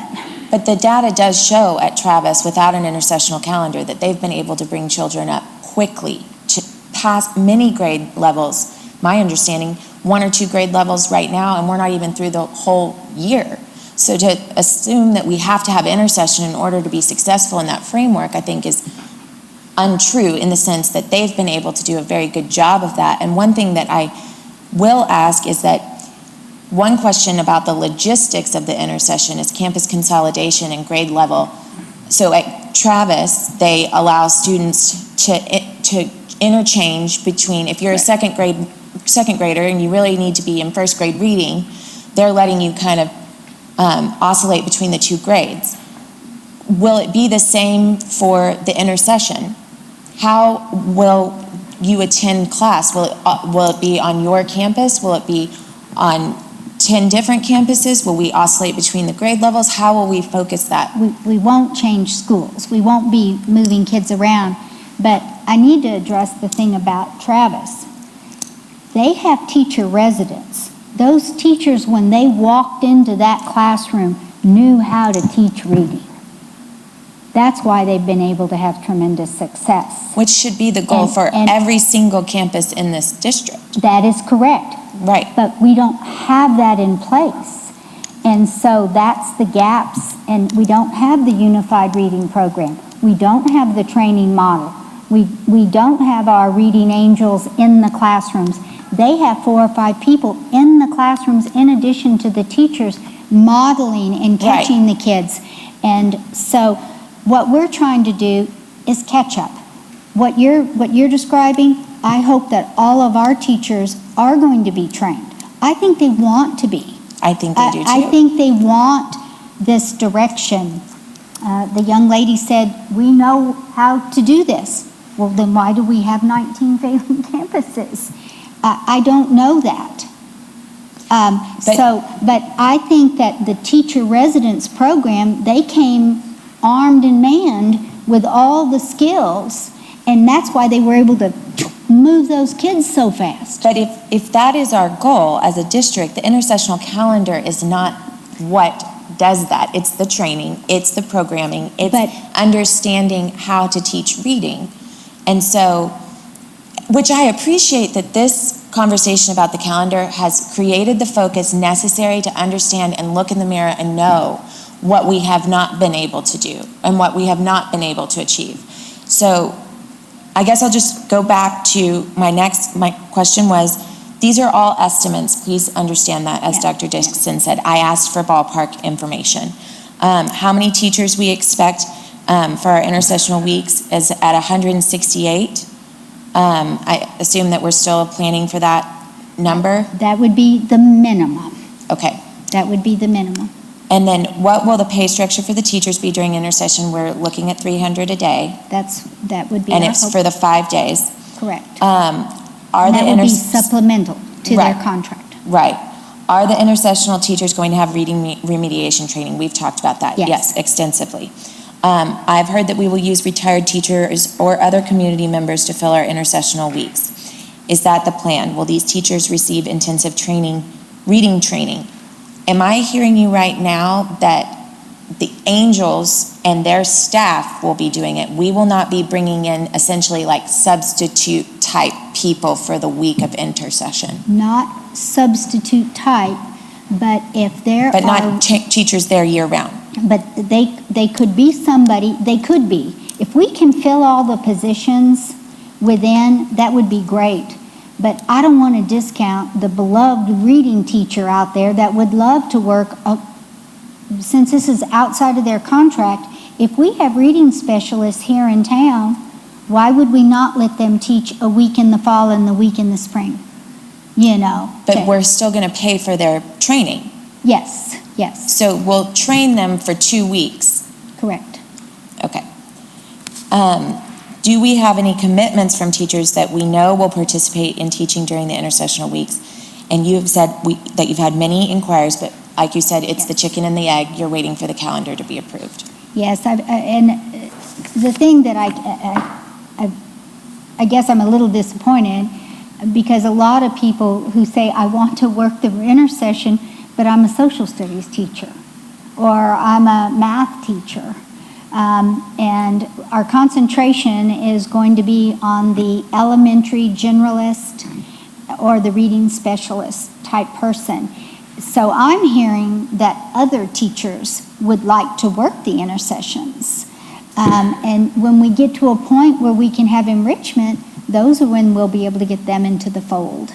But for now, do you think you have the type of commitment that you need from the specific type of teacher that we're looking for?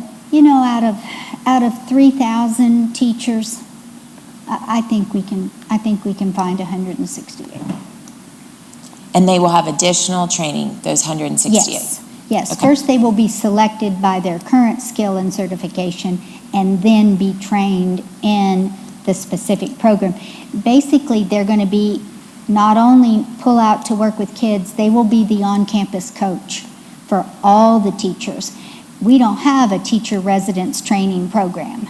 And so this one person is going to be trying to work with all of these. And what you said a second ago was so true. We should already be doing this. Right. But because we've got all this catch-up here, the intercession will be the catch-up, but we need to totally redesign. And that's been my concern this entire debate about the calendar, is that we have not had the right pieces in place in order for any calendar to be successive. You are correct. It doesn't matter how many days, where we've been going, when we show up, because we're not getting. I firmly believe that we need to be focused on quality instruction over quantity of days. That's my personal opinion. I understand the catching up part, but I do think that the good news is that we hopefully will come out of this conversation with a unified reading program that resembles something like what's happening at Travis. Yes, I agree. Okay, and then I asked how many interventionists, I'm going to call them specialists. Angels. Do we have on each elementary campus? You said don't hold me to this, but at least one. We now know that wasn't close to true in terms of reading. Correct. They had interventionist type people. But they were not reading specialists trained in phonics. That is correct. That's part of the redesign of that part of our program. I'm wearing you out. All right. And then I asked for a list of the campuses with dedicated specialists. And then that's neither here nor there, because we now know that it wasn't really what we were looking for. The ninth question I had was, have we polled all of the principals? Have we seen the raw data of those polls? All of the principals have been invited to 2 meetings regarding the calendar and have been offered to provide input and comments. Not sure what you mean by poll, but after the first meeting, 67% were in favor of an intercessional calendar. Now, that was a survey that was given to them? Yes, at the end of our principals meeting, yes. Okay. And then my last question was, has a teacher survey been sent? No. We do not. Do we intend to survey each and every teacher? And the answer was, I didn't get that printed. Hang on. Shoot. Thank you, Rick. All right. The last question, thank you, was, no, we want this to be an instructional decision for students, but the principals have reviewed the options with their staff and provided the input to us. For me, that's probably the stickiest answer to all of the questions. I know that when we were having the conversation last year, there were multiple surveys sent out, and I know the world has drastically changed since our last survey, but we were given one. The parents were given one, the teachers were given one, and it was very clear that there was not enough support in order to pass the intercessional calendar. I'm not saying that people couldn't have changed their minds, but we haven't asked them. We haven't asked parents, and we haven't asked teachers. And the truth is that by not asking those two groups, those are the people that have to do the intercession. The parents have to choose to take their kids and put them in school and not go to Disney World. They have to choose, the teachers have to choose to want to do the extra instructional days. And maybe they want to stay at home because they are giving up 2 weeks of summer vacation that is family time. And I don't consider that the issues that many people have with the intercessional calendar, I keep hearing that it's adult inconveniences. And I actually looked up the definition of inconvenience.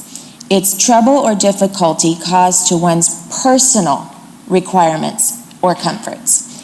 I think we are talking about logistical issues. I don't think that parents are doing this out of inconvenience to themselves. I'm not going to tell parents of special needs children or divorced parents, specifically I've heard from many of those people, that their circumstances are merely inconveniences. I don't believe that they are just trying to combat personal comfort issues. I do, however, logistics are the detailed coordination of a complex operation involving many people, facilities, or supplies. That is this school district, that is this calendar, and that is every person who has a family. It is complicated, it is complex, and there are a lot of people involved. So to me, this is a logistical issue, not an issue of mere inconvenience. During our conversation, I haven't heard anyone talk about our attendance. So it's my understanding that we don't have a great shining star next to our perfect attendance. So I'm not saying that that should be the reason we don't do intercession or 2 weeks of it, but I think you start with 1 week because we're already struggling to have students come the required days. It's going to be even more difficult to tell families, now we've taken part of your summer away, and we expect you to come to school when you aren't coming normally. Those are probably the students that need it the most because they're missing their instructional days. So in this conversation, I want to hear about how we are going to attack attendance and how we expect to encourage families to attend intercession if they need it. That's my question, is how are we going to attack attendance regardless of which calendar is adopted? We've got to fix that problem. That is true. And I see that as two different problems, but they merge it somewhere. Yes. If a kid isn't in school, then they're not learning, of course. But may I ask a question back? Sure. So what is their cure? Where I've only been here 4 or 5 months. These people have been here for 5, 10 years. What have they done to fix it? Well, I don't know that the conversation has been discussed enough about just basic, simple attendance. As you know, that was one of the topics that was brought up during our interview process. And that's something I'd like to know the answer to. Well, when I asked, I was told it's the adult inconvenience. They want to go skiing when school is in session. They take their kids out early. And again, there is a consequence that we've not been adhering to. If you are not in attendance 90% of the time, you are not supposed to be promoted. Right. And we've not adhered to that. That brings us to the next piece of the puzzle, which is we have been not adhering to that attendance policy, which has nothing to do with the calendar. We have not been adhering to the retention policy. So to me, it's not the calendar that's broken. It is the system that we have put into this calendar that is broken. And the calendar has put a magnifying glass over what is broken and how distant we are from actually having a traditional calendar that worked. You were the first person that said to me, you haven't had a traditional calendar that worked since 2016. And you were right. I went back and looked at all of it because we've been putting these different days in. We had, 23 Mondays off? And the truth and the fact, in my personal opinion, and why I would be in favor of the 1 week intercession, I can understand the merit of it. I can. But I also think you have to take into consideration the logistical issues that arise for families by doing the 2 week intercession, the time you have taken away from families out of their summer, and acknowledge that we haven't been doing our due diligence in the calendar that we've been in. So the 1 week would give us the opportunity to experiment and also put in place all the things that we know we have to do. Attendance and reading and making sure our teachers are trained and all of these things that we now know. My question about the intercession, this was discussed, I think you were alluding to it, but I didn't know if this was absolute, was if you are asked to attend intercession, your family, your child, and you choose not to, and at the end of the year you don't meet the criteria, you will be retained. Correct. However, if there was not an intercession, you would still be retained at the end of the year. Is that correct? Correct. So the good news is that we now have that in place. And that would be the incentive that we would have to put the teeth into the intercession. Is that correct? Because the student would be offered the opportunity. Right. Yes. But let me ask you this. If they attend intercession and the parent looks at you and said, but we did what you told us to, they're still not meeting the criteria, we're still going to fail them? We will retain them. That is correct. Okay. So Summer school too. Yes, we have to give them, if they take advantage of all the opportunities of 26 additional days and the student is still not successful, shame on us. Yeah, I agree with you. Okay, let me just make sure I've hit all of my questions. John says my session is up. Okay, you mentioned that secondary wanted to move the intercession from spring break. Right. Can you please elaborate on why they wanted it in February? I'm not understanding. One of the things that from the beginning of the second semester, it went too long, number one, and then they would have the intercession, and I think it was 2 weeks later, Kelly, then they would be tested. And they would have rather had their interventions earlier if they wanted to offer something. Now, and this is in secondary that feels that way because they're not coming to intercession. Well, they can. I know. So why are we saying that it was an intercession? I thought you said the secondary didn't want. Right. They wanted it moved up into February, and because they thought the 2 weeks between spring break, intercession, and testing, there was only going to be 2 weeks. And they would rather have and the had junior high that, did. Yeah, right. They would rather have that time in the classroom with everybody. I see. See, all of the kids would have been out. So push it up earlier so that we have the kids, all of the kids. Their secondary kids are on vacation in February instead of 2 weeks at March. They didn't want that little shorty gap. So in my closing, how I would like to finish up is I think that we are all war-torn, that's the word I was looking for, and weary at this point. I just want my kids to go to school, and I want them to go to school a lot and often, and I don't want to have a break for secondary school students starting in October, in November, in December, part of January, February, March. I want to just go to school. and I want to have a summer, and I want to see if we can find our failures and eliminate them.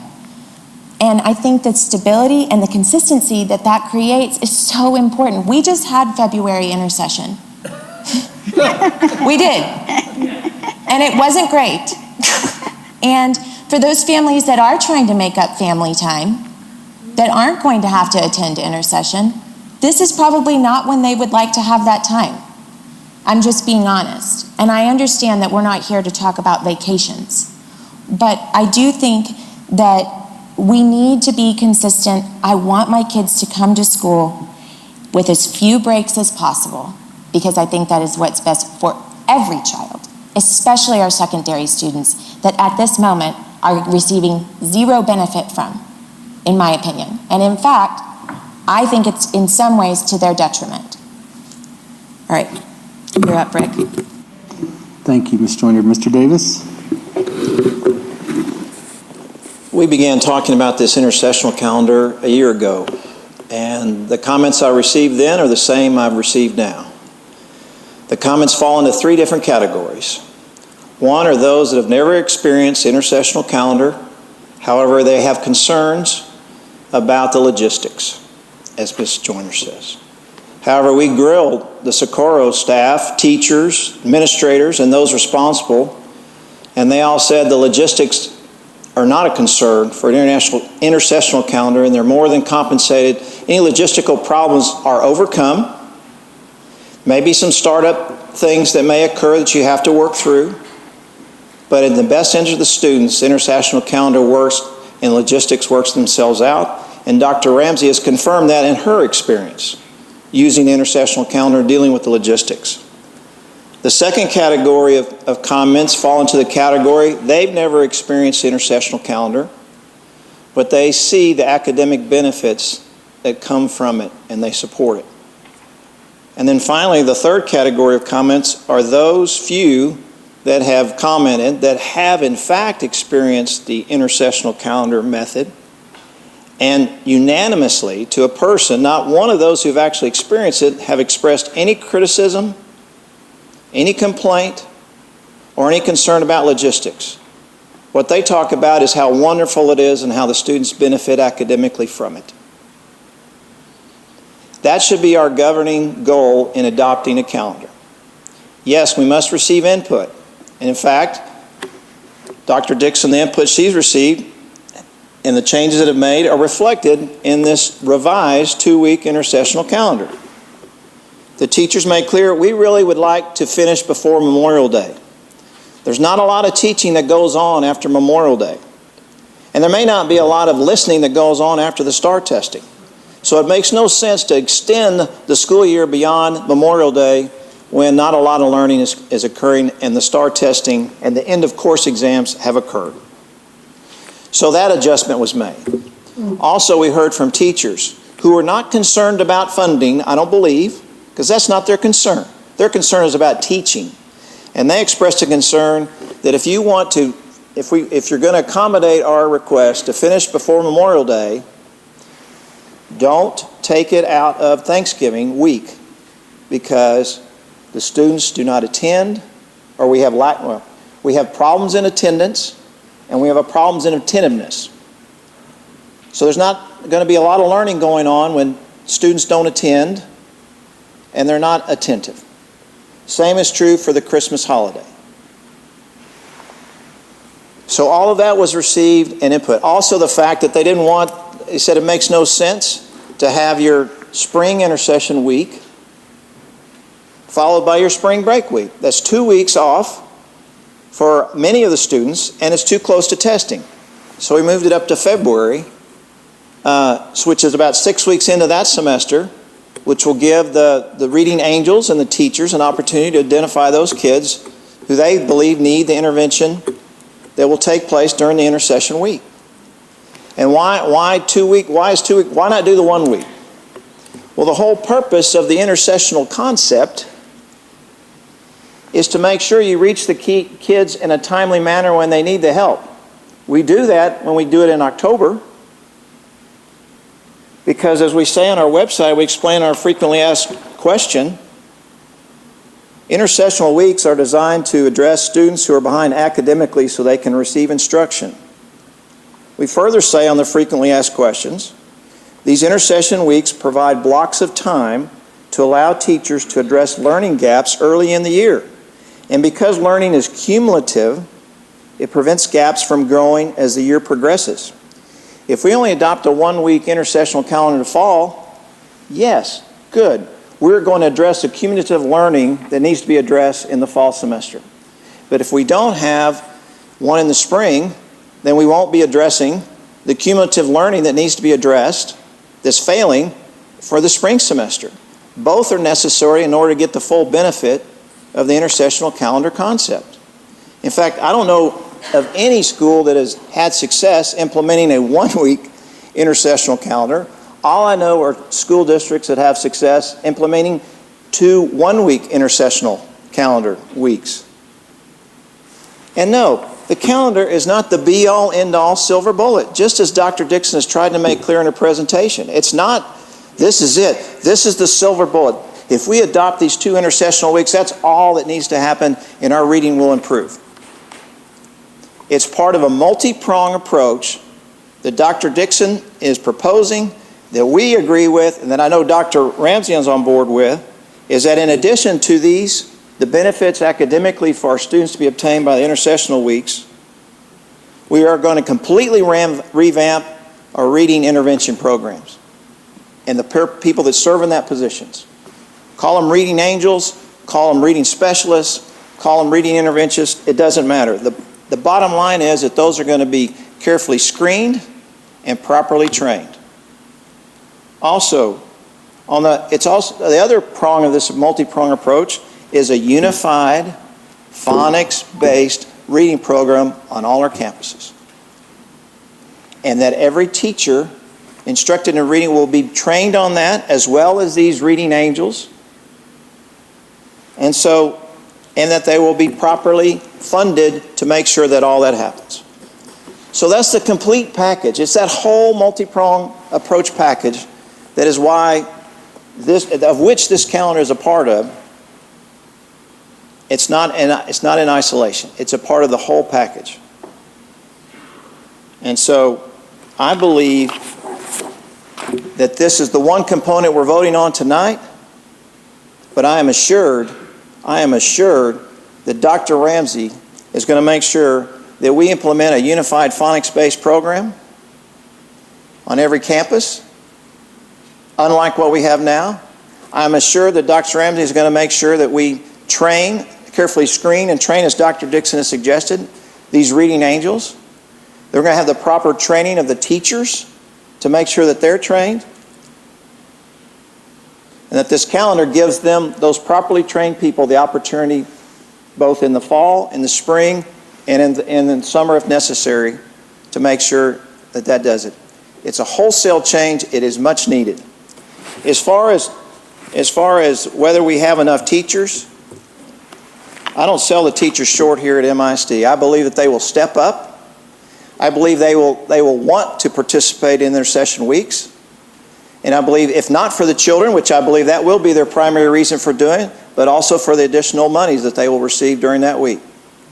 There's not a single district that I'm aware of that has failed to successfully get enough teachers to fill the spots. And I believe the MISD teachers and the community members, properly trained, can fill the gap, and that's not a concern of mine. I have greater faith in our teachers that they're going to step up than some do. So for all those reasons, I hope that we take the bold initiative of putting together this complete package, but the one thing we're voting on tonight is the calendar, and I hope that we adopt the 2-week intercessional calendar for all the academic reasons that everyone who's actually experienced it has advocated for and can give testimonials to. Thank you, Mr. Davis. Mr. Bishop? I'd like to say first I'm kind of shocked at myself because I hadn't been quiet this long. But one of the things I will say, whatever calendar is chosen, whatever calendar the board decides to go with as a whole, I understand everybody's not going to be happy about that, and it's just human nature for all of us. And another thing I look at too when we start talking about change, when we're going to move move the cheese, if you will. Some people are not accustomed or don't want change, and I understand that. But when I go back and look at the big picture of where we are academically, we've had 3 previous superintendents prior to Dr. Dixon.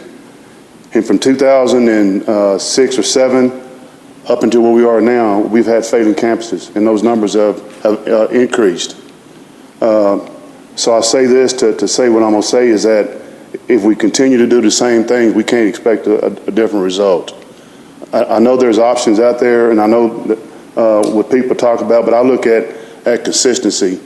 And consistency is from a standpoint of reading. I think reading covers a lot of bases. If you can read, I think it helps you in mathematics. I think it helps you on your history, your social studies, and everything else will fall in place. One of the things I want us to have at all of our campuses is if a student leaves one campus and goes to another, there's going to be consistency. That student's not going to be behind or be ahead of or anything like that. It's going to be consistent is what I want to see across the district. And I believe Dr. Dixon has started that, and I think Dr. Ramsey will continue that. And I believe that the districts that have gone to the intercession calendar didn't go to the intercession because they were a campus. I think they went for a reason, that they were so far behind the 8 ball of trying to play catch up and not seeing the light, that there was another opportunity for the students and for the staff to have the enrichment and the time of the week on both sides of the fall and the spring to be able to bring our students that are lacking in those areas to help boost them to another level of learning. Another thing I look at too is that, in the past, and shame on me, and shame on the board, and shame on our administrators for us promoting students that wasn't academically sound.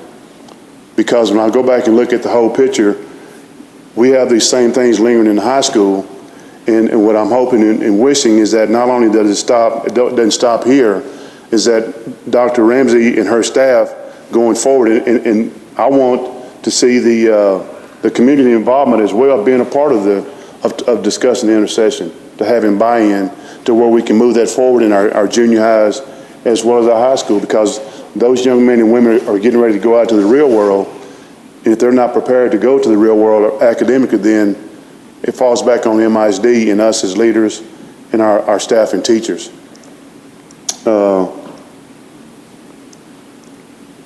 I visited several campuses over the last couple months. I visited with, first I'd go to campus, I'd visit with the principal, and I'd ask just different questions about the campus, and I'd ask them what them or their teachers, the input they got from their teachers, what they thought about the intercession versus the traditional calendar. In the campuses that I went to, the majority said that they supported the intercessional calendar. And I even went to classrooms, not interrupting their class, but teachers I would see that had a conference period or whatever, I would engage in those teachers and ask those questions. And for the most part, the teacher said, whatever is best for our students is what I want to do is going to be best for our students. That's the buy-in that I received from those campuses. Another thing that I have for our special needs students, I know Dr. Dixon mentioned if they qualify to go to intercession, then they'll be chosen to go to that. I want to put a different twist to it because they are special needs students and they want to be entwined or in the school system. I think that ought to be an option for them and their parents if they want to go to intercession. Whether they qualified, they should have that option to go. I just think it's just another tool in our box to help them out in their learning and their education. Again, promoting students that hadn't been successful because whatever committee we had together that got with the parents, I want to go and promote my student. I mean, no student, no parent want their kids held back, and I truly understand that. But I do understand, again, moving us forward academically and also what's best for that child is something that I support, and that's the only reason I'm on the board, is for students and student outcomes.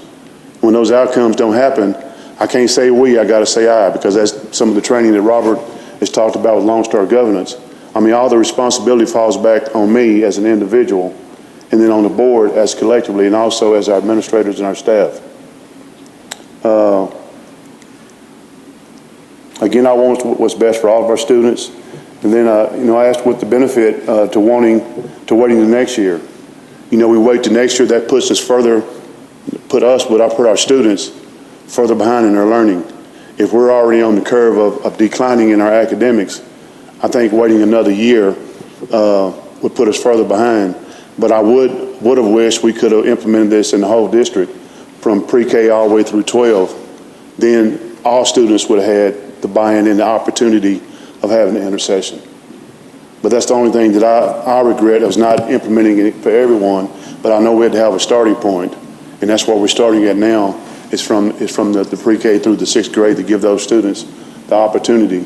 And as Mr. Davis stated, I fully believe with all my well-being that when it comes time for our teachers to step up and teach our students, I believe they'll do that, and they have done that. And I appreciate the work that the teachers and staff put in, because it's something you have to have a passion for. And I truly appreciate that, and I appreciate Dr. Ramsey's input. And I read social media. I don't give a whole lot of feedback to that. But I just want the public to know that Dr. Ramsey wasn't our chosen one because we've gone to Intercession Calendar. We've been talking about the intercession, maybe not as in depth as we are now, but we started last year before any changes were made in with our leadership. So I just appreciate the knowledge and understanding that she brings to the table on both sides of the coin, of being in the traditional and being in the intercession side of it.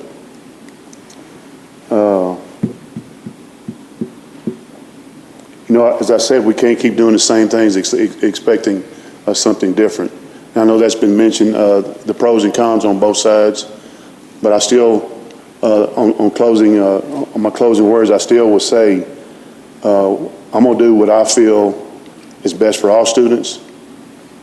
And I say all students. It doesn't matter who they are. If they belong to MISD, I feel like it's my responsibility to do that. And again, I have talked to community people. I've received emails. I've talked to teachers. I've talked to principals. I've talked to some of our administrative staff, getting some of that same feedback. Did I touch base with everybody? No, I didn't. But I did talk to a lot of people. I've held community meetings, and it's not just for District 3. There's been people outside of District 3 that have shown up at those meetings, that's had questions, and I'm very appreciative of that. And I will continue to have those district meetings, and then put the information out there on social media for people to see, so they will be included on what's going on in the district to the best of my knowledge. And I know Dr. Ramsey has started sending out her first week of what her agenda looks like, and I think that's being very transparent. I think that's some of the things that our community and district has asked for, and so I think that's a move in the right direction. So they'll know where she stands going forward in MISD. And that's all I have, Mr. Murray. Thank you. Can I just ask one clarifying question? Sure. We keep talking about pre-K through 6th, but in truth, there will only be remediation for 1st through 6th. Is that correct? We can receive funding from the state for pre-K and kinder, but my understanding from you was that we will only offer remediation and intercession for 1st through 6th. It is K through 6th. So the same criteria is going to adhere to our pre-K readers? They don't read quite yet. I would suspect that that's when you talked earlier about the blended classrooms. I will suspect that the kinder and 1st grade might be a blended classroom where you have some 1st grade remediation that is at the kinder level. Okay. And so. But kindergartners attending. They could. If they're deemed at risk. Yes. If we, especially pre-K is so prevalent now, when a child has not had any type of early childhood education, I always say, how far behind can you get in kindergarten? But they can be. They can be. Especially now with pre-K, being very popular. Daycare has got more educational components than it's ever had. You can have a child enter that's already behind.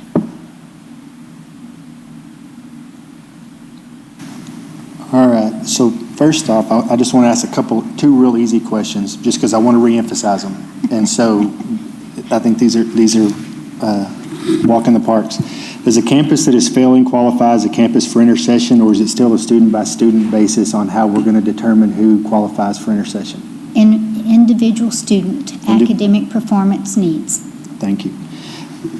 Has this decision about a calendar ever been about money? Has it ever been about financial gain for the district? Not for me. I mean, when I walked in and saw the dismal test scores and everything, I didn't,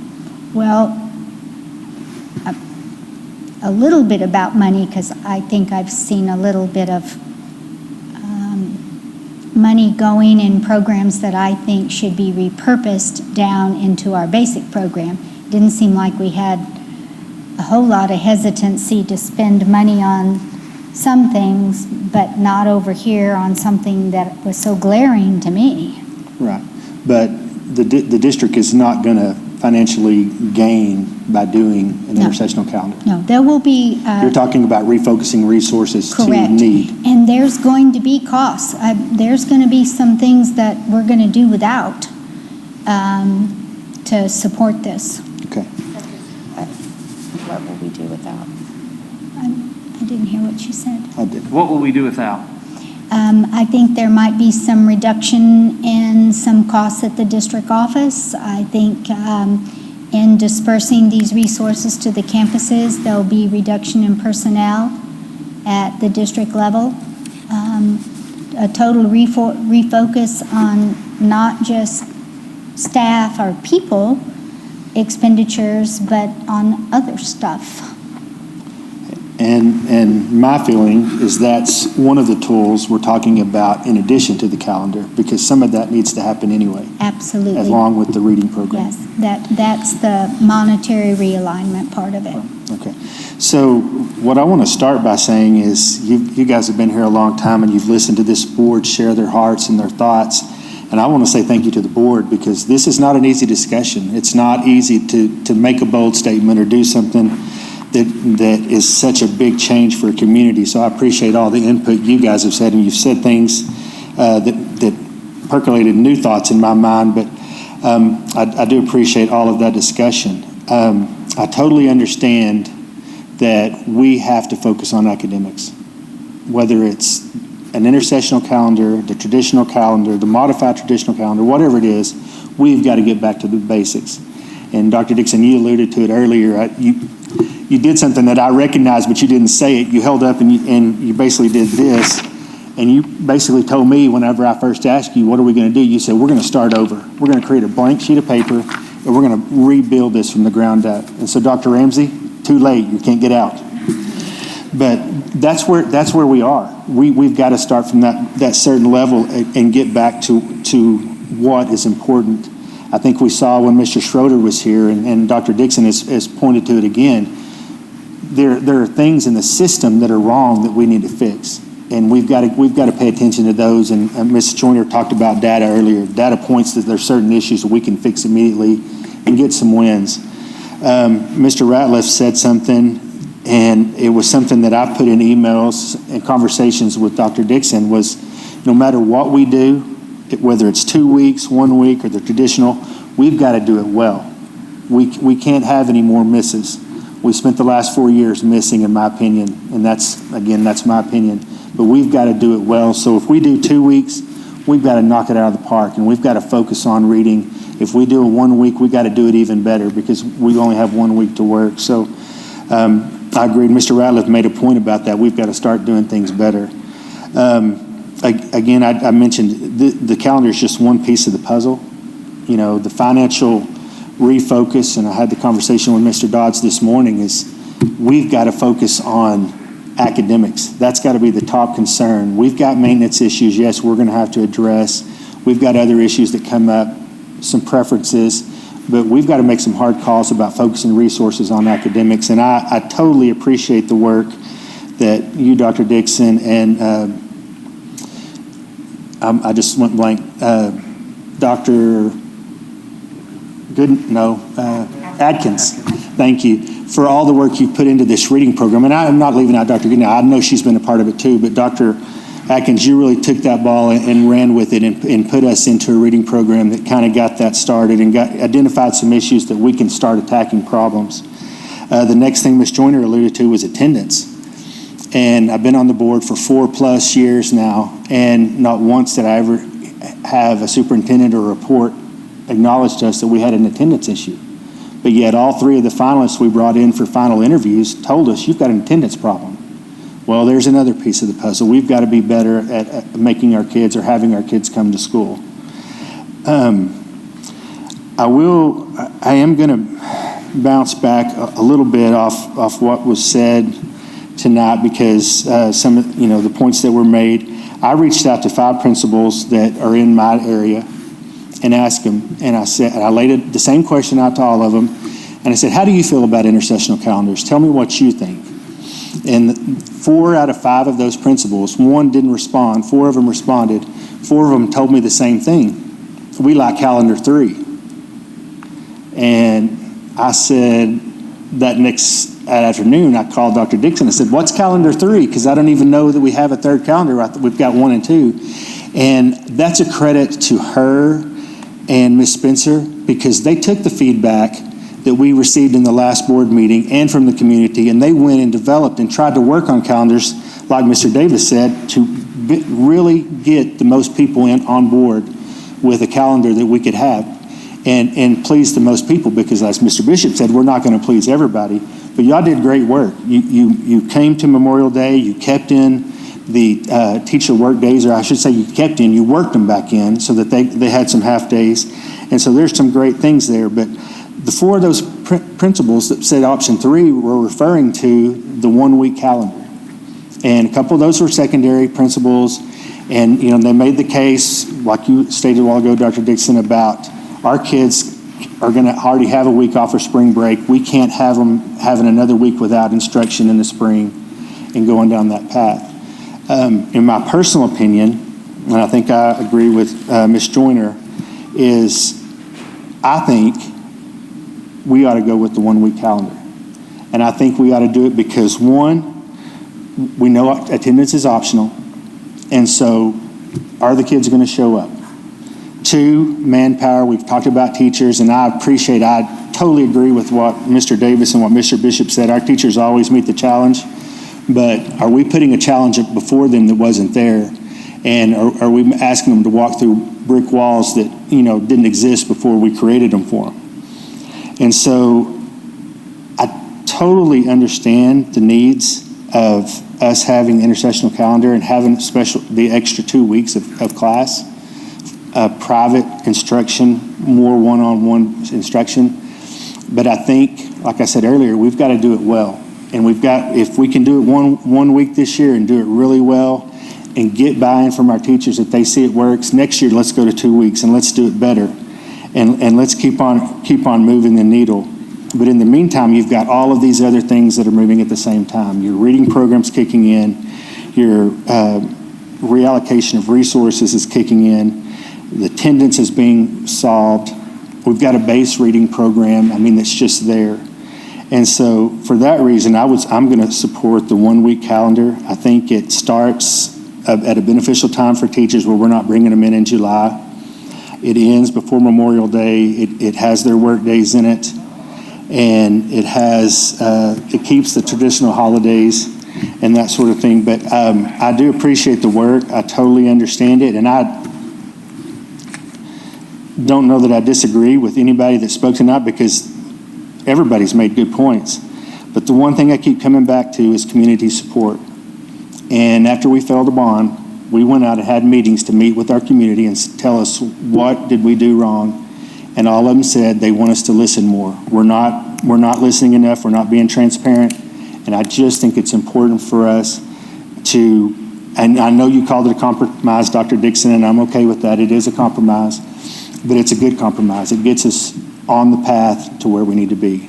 And that concludes my remarks, and I think Mr. Trischetti has one more question. Yeah, before the vote, just so I understand, Mark has motioned and Bishop seconded the 2-week intercession. Is that correct? Okay. I have a question for Mr. Bailey and then a follow-up for Ms. Spencer real quick before we get there. As you walk, I'll ask. So on I know we're probably, at least it's not on the table for a vote right now, but the modified traditional calendar had 3 days at the very beginning for new teacher. Those are not on the 2 intercessional. Am I right in assuming that new teachers come back whatever the week before the teachers, what we show as the normal teacher report day? It's on the 1 week. Right. Right, but on the 2-week, there aren't any, so that was I just wanted to clarify that new teachers are still getting their onboarding in addition to regular, it just wasn't on the, whatever we do to adjust that in the beginning, they're just coming the week prior, then everyone else reports. Right, well, I mean, I think that there's still some decisions to be made in that regard and how new teacher orientation will look for years to come or next year, with whichever decision is made. It doesn't have to be 3 consecutive days necessarily. That's kind of what we've done traditionally, but I believe we'll look at that calendar and make those. Okay. Because it starts so early, is that correct? I didn't hear you, I'm sorry. Is that because it starts so early with the two-week intercession? We're starting August 2nd. Right. And teachers are reporting in July. Mm-hmm. And so they would report before that. And of course, new teacher orientation is a joint venture with academics, so that's something that we just have to work together on to determine. That's a good question. Thank you, Ms. Joyner. Ms. Spencer, I'm very nervous about this vote.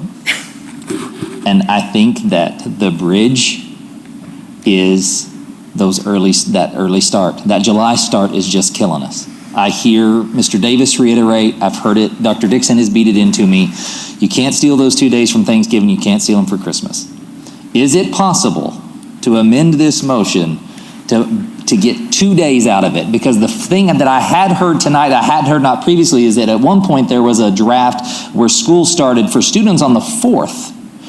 So in theory, you could slide those 2 days and you gain them. So just real quick, if the teachers report back the 28th and students start the 4th, can I steal those 2 days from Good Friday and the Monday return from Christmas? Because that's not a bad weather day. You cannot steal it from the Monday return from Christmas because we need that 5th staff development day. That's a requirement. You could, using your term, steal it from borrow. September 6th, which is Labor Day. Which is killer, okay. And Good Friday? You could take Good Friday. I mean, if I could, I just feel like 2 days maybe would bridge that gap. I think the 1-week intercession bridges that gap, and we start on the 9th, and we give people the opportunity to warm up to this and understand it. Because here's the deal, Brian, you made a great point, and I think what you were alluding to is that the intercessional calendar is only successful if we have complete buy-in from parents, from teachers, from the community. And I believe that the 1-week intercession gets us there. It has the most buy-in from the most groups. I personally think the traditional calendar is the best option. Okay, back up. But I'm willing to say, let's try the 1 week.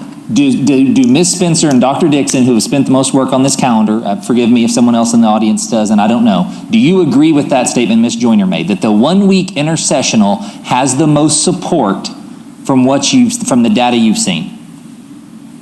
MISD. Now, hold on. I think that question is not. I mean, I don't know what fashion it is. I don't think that's correct.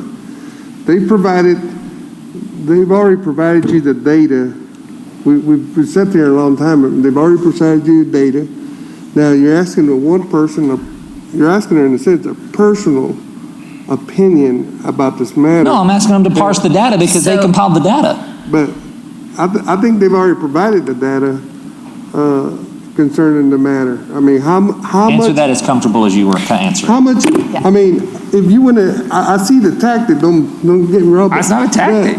I see the question in here to beat it down to the point that you're going to convince the rest of us to the 1 week or however the vote's going to go. But I think that's unfair to the staff to sit here and continually It's just a question. work the motion in the sense that you're going to end up with the answer you want. Okay, I'm not going to put you on the spot. I won't put you. So Dr. Dixon alluded when she was presenting, there was a survey after we took back and we did all of the revisions and we had the four, in which the DEIC members voted, which included the community representatives, business representatives, and the teacher representatives, and the principals voted. And she alluded to there was almost no support for cutting back on the Thanksgiving and Christmas break. That's where we learned that. The 1 week intercession, if you pulled the data, did receive the most support in those votes. Thank you.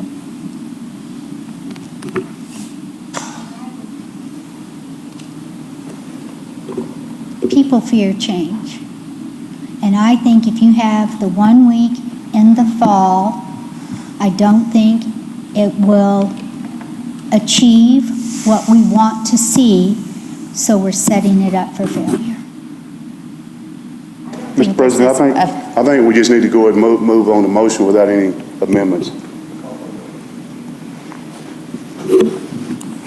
Okay, we have a call from the vote by both Mr. Bishop and Mr. Trischetti. We have a motion by Mr. Marquez and a second by Mr. Bishop to adopt the 2-week intercessional calendar. All in favor, please raise your right hand. We have 5 votes. All opposed, raise your right hand. 2. Okay, the motion passes 5-2. Thank you. And while we're here, let me get back to my paperwork. Let's go ahead, if we can, Ms. Spencer, since you're closed, can we go ahead and talk about the early college high school calendar? I'm sorry? Take a 5-minute break. Yes, let's, one of the board members, let's take a 5-minute recess, and we'll adjourn for 5 minutes, and we'll come back in give 5-minute break. The time is now 8:08, and we're going to call it back in from recess. I'm sorry, that was 10 minutes instead of 5, but we had to share one bathroom. Ms. Spencer, item 7B, the 2021-2022 early college high school calendar, and that opens on page 98. I'll just help you out if you want. Thank you. President Murray, Board of Trustees, you have in front of you in your packet tonight a calendar specifically for the students of early college high school that aligns with the Midland College calendar to ensure that they are in school on the days that their Midland College classes are occurring, so they can be in classes with their Midland College instructors. Motion to approve. Second. A motion by Mr. Trischetti, a second by Mr. Bishop. Any discussion? Okay, all in favor, please raise your right hand. That's 7-4. Any opposed? I guess 0. So that motion passes unanimously. Thank you. At this time, we'll go back to the first page of our agenda, and we will go over the consent agenda. Item 4. A is board minutes found on page 4. Monthly financials found on page 12. Contracts over $100,000 found on page 24. D, recommendations for 2021-2022 E-rate bid awards found on page 26. E, personnel appointments, page 42. H, board gifts, page 57. I, 2021-2022 board meeting schedule found on page 59. I would like to pull I from the consent. Which? The board meeting schedule. Okay. So the. Hold on. Okay, board members, any other items you would like to pull from consent? we've already pulled F and G, right? Right, yeah, they're out. Okay, items A, B, C, D, E, and H will be deemed approved by consent. Ms. Joyner, item I. So my fear was that the 18th is a part of the intercession. October 18th is a scheduled board meeting day. I would ask that we reschedule that for when it is not during an intercessional week. Because a lot of the district may not be available or may be out of town. I mean, a good portion of our students are out of school that week. Just like they are in the summers and you still meet. Right, but we have the opportunity to have a lot more participation, I think, from the community if you have it on a different day. Yeah, and I actually was looking at that. I think April 18th probably needs to be looked at too, because that's potentially a bad weather. We may or may not be in school. It may be worth pushing that to Tuesday the 19th if you're making adjustments. But we don't have to. It's just my suggestion. I don't. 6 to 1 probably. Yeah. So she's saying October 18th is now an intercessional. Move that to the 25th, and then I was saying the Monday after April is actually a holiday bad weather makeup day, so just to avoid the potential of having to move it, you go ahead and shift it to Tuesday the 19th.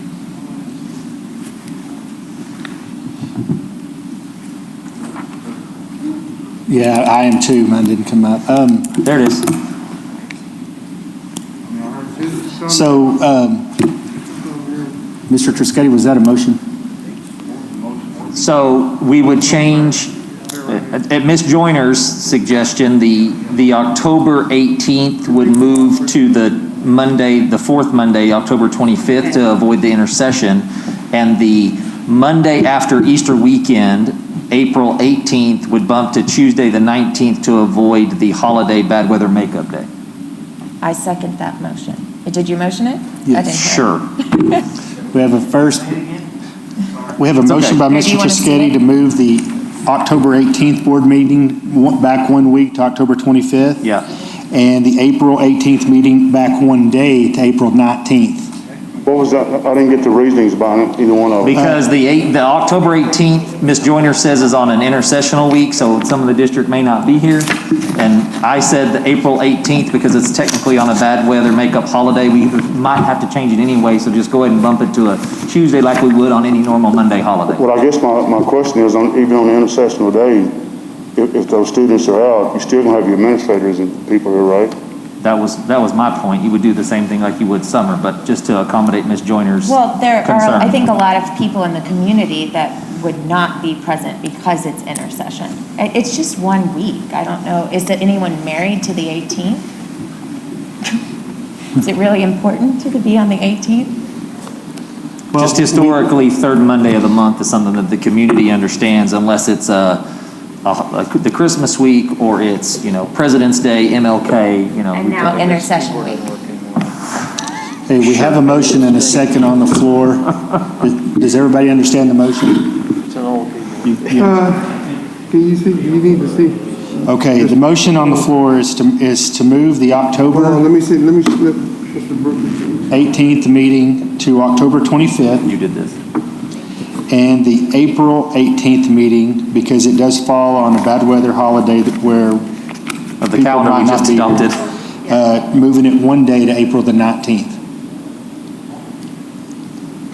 Can we do them individually? I'm sorry, I didn't understand you. So can we do them individually? He doesn't want to lump them together. You don't know that.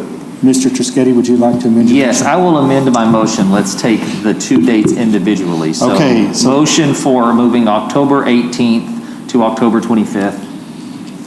Second. Okay, the motion on the floor is to change the date from October 18th to October 25th. All in favor, please raise your right hand. Thank you. That is 5-4. All opposed, same sign. 2. Motion passes 5-2. And then I'll make a motion to move the April 18th off of the holiday bad weather makeup day to Tuesday the 19th. I second that. We have a first by Mr. Trischetti, a second by Ms. Joyner. All in favor, please raise your right hand. That is unanimous, 7-0. Thank you.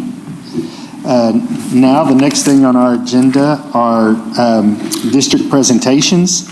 Ms. Goodnow, we would ask you to the podium to speak on academic update and board goals, which can be found on page 60.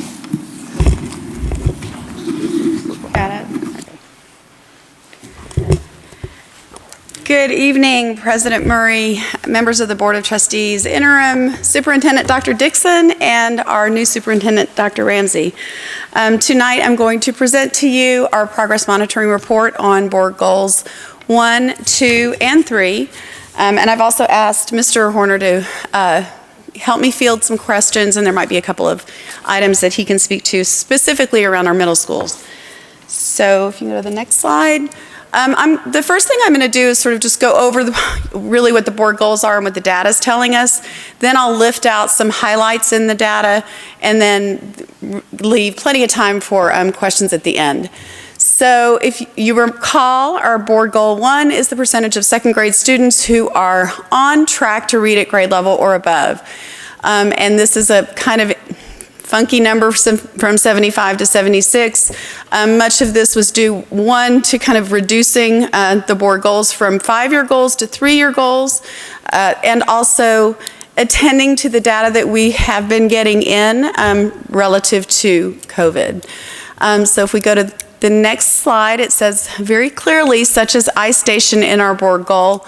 The way that we're progress monitoring that right now is looking at our pre-K students, and we look at the number of letter sounds that they come in with. And so we were talking about pre-K just a little while ago, really intentionally focusing on early literacy and how we're laying the foundation for students then to be emerging readers really when they hit kinder. So we're looking at 86%. You can see that we started the beginning of the year with 7% of our students identified. Again, this was an interesting year, so we're trying to look at beginning of the year data and middle of the year data to get a gauge on where our students are and how we're progressing towards the target. And you can see we, at MOI, had 49% of our students meeting that progress measure. So we can go to the next slide. I'm sorry, so you're saying that at the beginning of the year, we only had 7% of our students meeting that measure. Is that correct? Yep, you can go back. And now we have 49% at meeting, and you're talking about these are just the sounds, yes, right? 7% to 49%, and then I put the target right next to it so you can see what we're reaching towards. So that was the beginning of this year to the middle of this year. And so we're reaching for the 86%. 86, okay, thank you. So next slide, thank you.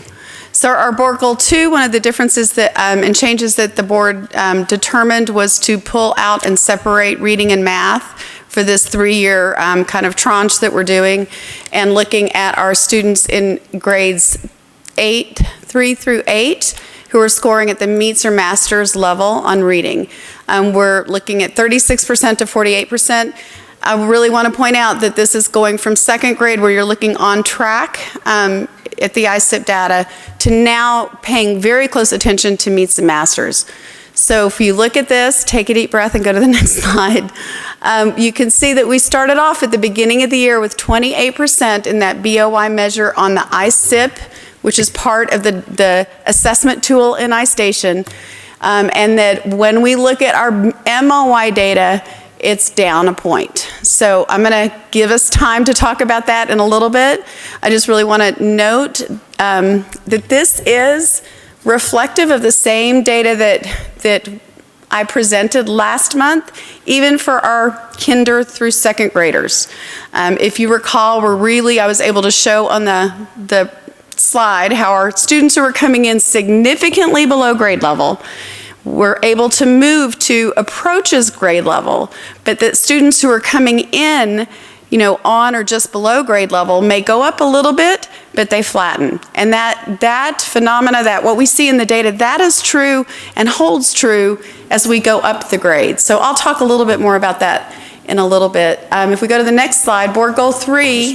But specifically, you're going to address why at the beginning of the year, at the middle of the year, it's gone down from the beginning of the year. You're going to address that? I will show some trends in the data and address some ways that the data is what I might call a little messy data in and messy data out.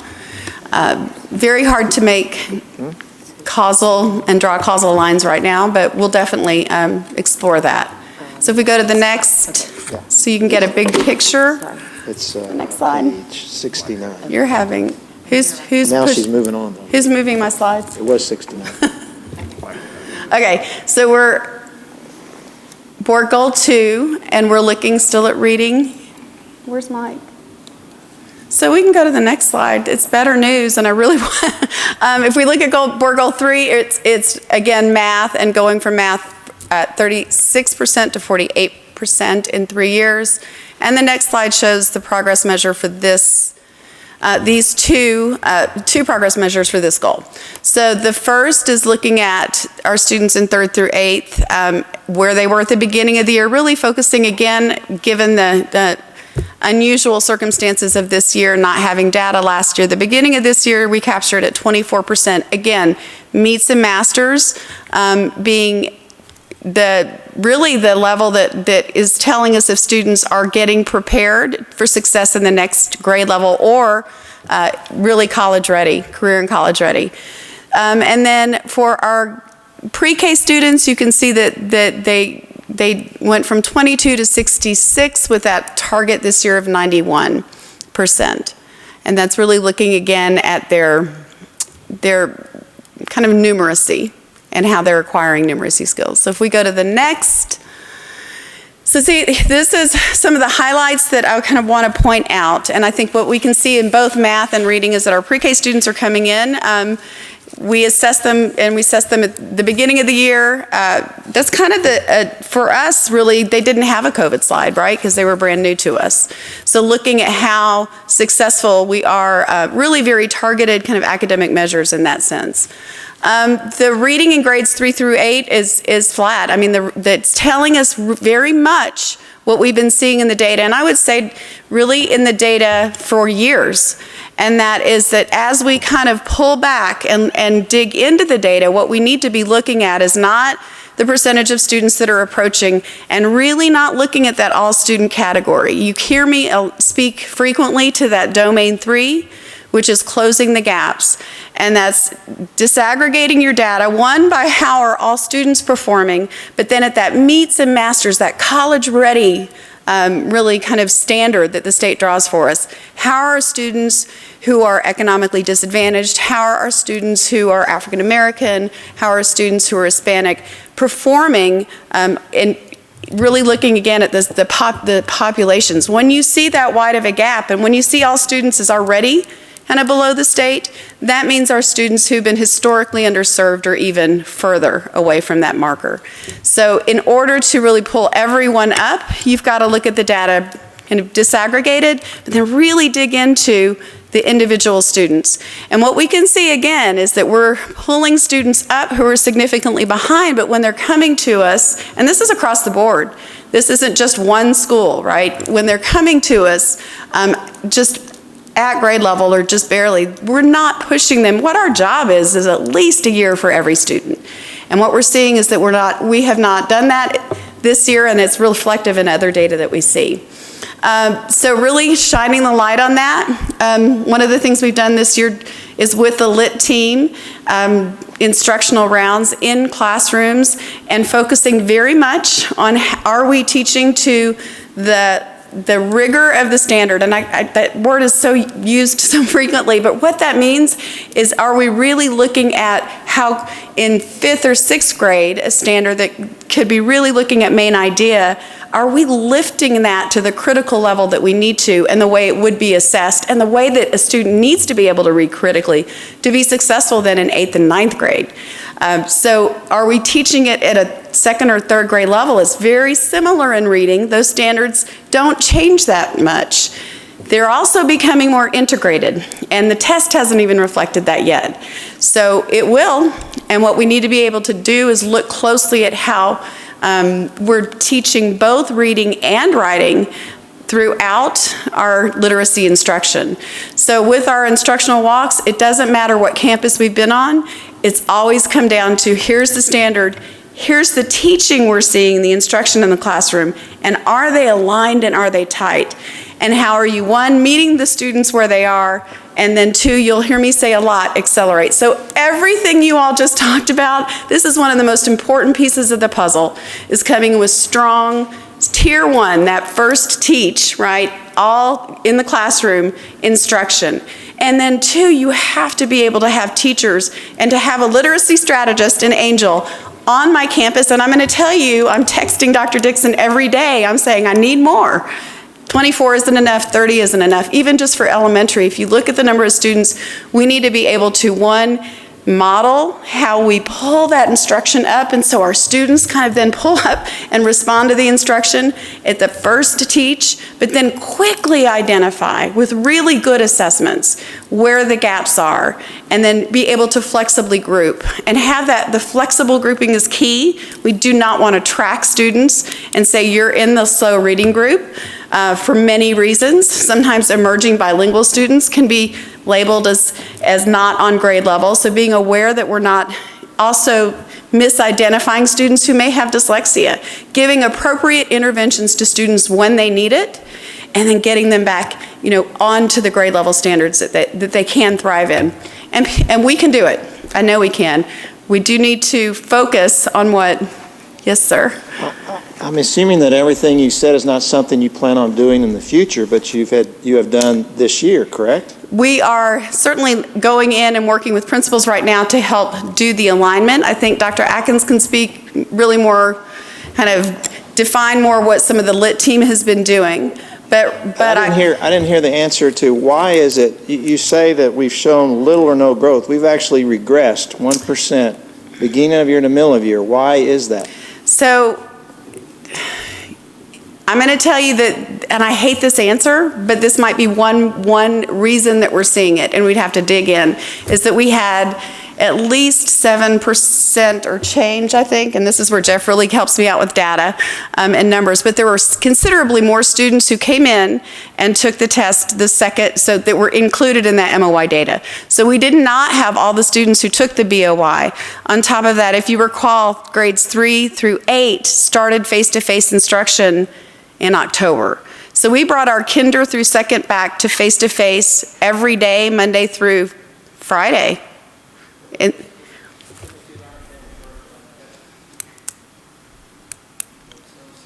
What I heard you say is that the 28% versus the 27% is not an apples-to-apples comparison. Yep. That there were more students who took the middle of the year assessment than the number of students who took the beginning of the year assessment. Yes, sir. Yes, sir. And so you've got a much bigger denominator in that case. Okay. And so you're scooping more students up in that. Although I just hesitate to always say that because I think we need to own that the data's flat.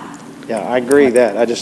Yes, sir. But it really isn't the cleanest data that we have. And so but there are so many other layers to that as well. I'm going to recommend very strongly, again, as we go through with MISD Reads, hashtag MISD Reads, what is our real focus on that? What are the different pieces of that puzzle? Looking at other assessments besides ISIP. We absolutely need to get a better assessment that's going to map exactly where those gaps are. And I appreciate all the plans going forward that we talked a lot about in connection with the calendar. I was just trying to understand this particular number.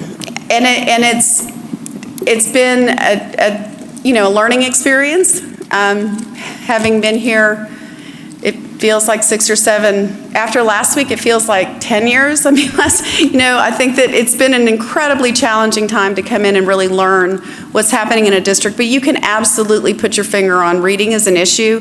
Everything's going to follow from reading. As you can see in math, you can pop math scores more quickly than you can reading. And if we have not been delivering the kind of instruction that all students are going to be able to thrive, and what that means is we have students who are coming in right now reading in kinder and first, and we're not challenging them to move beyond, right? We're not getting them to a higher level. It's our job to get students at least a year. If they're behind, and then it's our job to get them to grade level. But there are many factors around that, and certainly how the system operates is going to be critical, and it takes longer to fix the system. Dr. Goodnow, to Rick's point though, what is I hear a lot of that we're working on it, that there's many factors, there's a lot, but what are the tangible, specific things that are happening on campus that we can say, this is what we're doing, this is what we're doing, this is what we're doing to improve reading? I mean, where are the specifics of what we are doing right now to change it? Because we're going the wrong direction. So specifically, I think that, again, Dr. Atkins can speak to the work of the LIT team, but specifically, there are those tutors going in and working with students. My understanding is doing a lot of pull-out work. Specifically, we're looking at, I want to do it next week, bringing in training for teachers now who need it with the resources we have.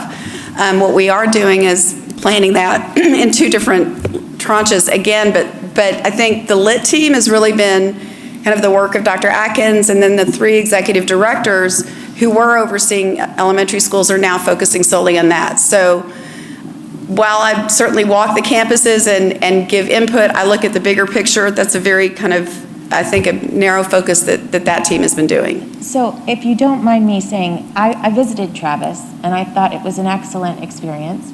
So one thing that I want to see as a specific thing we're doing, I'd like to know, is how are we replicating what's happening on the campus at Travis? So how are we replicating the things that are good? And have we identified campuses that are legit doing a good job and taking those practices to the places that are not doing a good job? Because this is broad strokes. We don't know which campuses are, pulling the rest of the campuses down. So typically, again, I think that the data is pretty consistent across all the campuses. We do have some bright spots.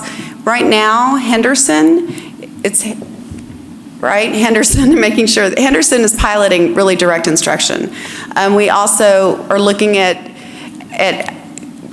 I think they're gathering data to see how that's doing. I know I did a brief instructional round. I didn't get in the classroom with them, but I walked by a classroom, stopped dead in my tracks to watch the kind of instruction that was happening, and it really was a direct instruction model that was being implemented. And I don't think that teacher even knew I was in the hall. So that's really great when it's happening and nobody's watching. So we're seeing promising practices there, but you have to really identify what you're doing and then gather the data every step of the way to be able to draw any kind of correlations. And again, I know that Dr. Atkins has a logic model and is pulling that data to look at it.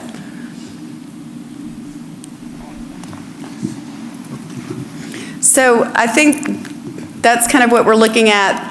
That third bullet, Dr., if you can see, is really where we're looking at the difference in the students who are in MOI and BOI.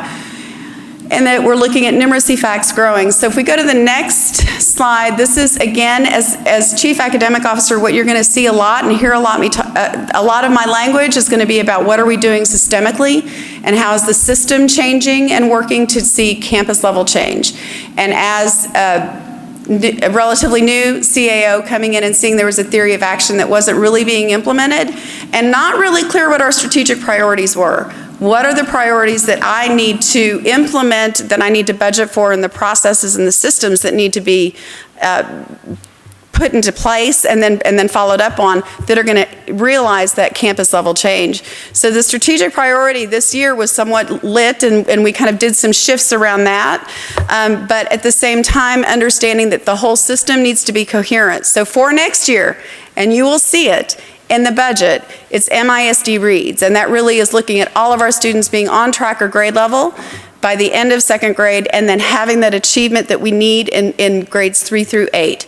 And the intercession is just one piece of that. But you will see it reflected in budget requests. You will see it reflected in coming to the table with the very best assessment tool that we can, that's integrated into the ongoing interventions, and having a tremendous really input, not only just from teachers, but also other districts that are making it happen. We have a theory of action that talks about earned autonomy. I will tell you that in our opinion, I think our collective opinion, that we have a shared accountability, that we have not been serving students in reading, especially at elementary, so that there would be an expected, articulated, and well-trained reading program. You can't necessarily drop that in to 24 elementary schools in December, but you certainly can plan very strategically for that to happen for next year. You can build a literacy strategist that is very well schooled in what that looks like in putting that in place on the campus, at the same time working with students and modeling so they get the best of both, right? You get on-the-job embedded professional development, at the same time the students who need it are getting the best instruction. You are ensuring that your systems and your structures, the structure of the academic team itself, is able to implement that. Because right now, even 3 executive directors of elementary who are going in and doing that we can't meet the need. What we need are boots on the ground, literacy strategists, and I'm asking for 36.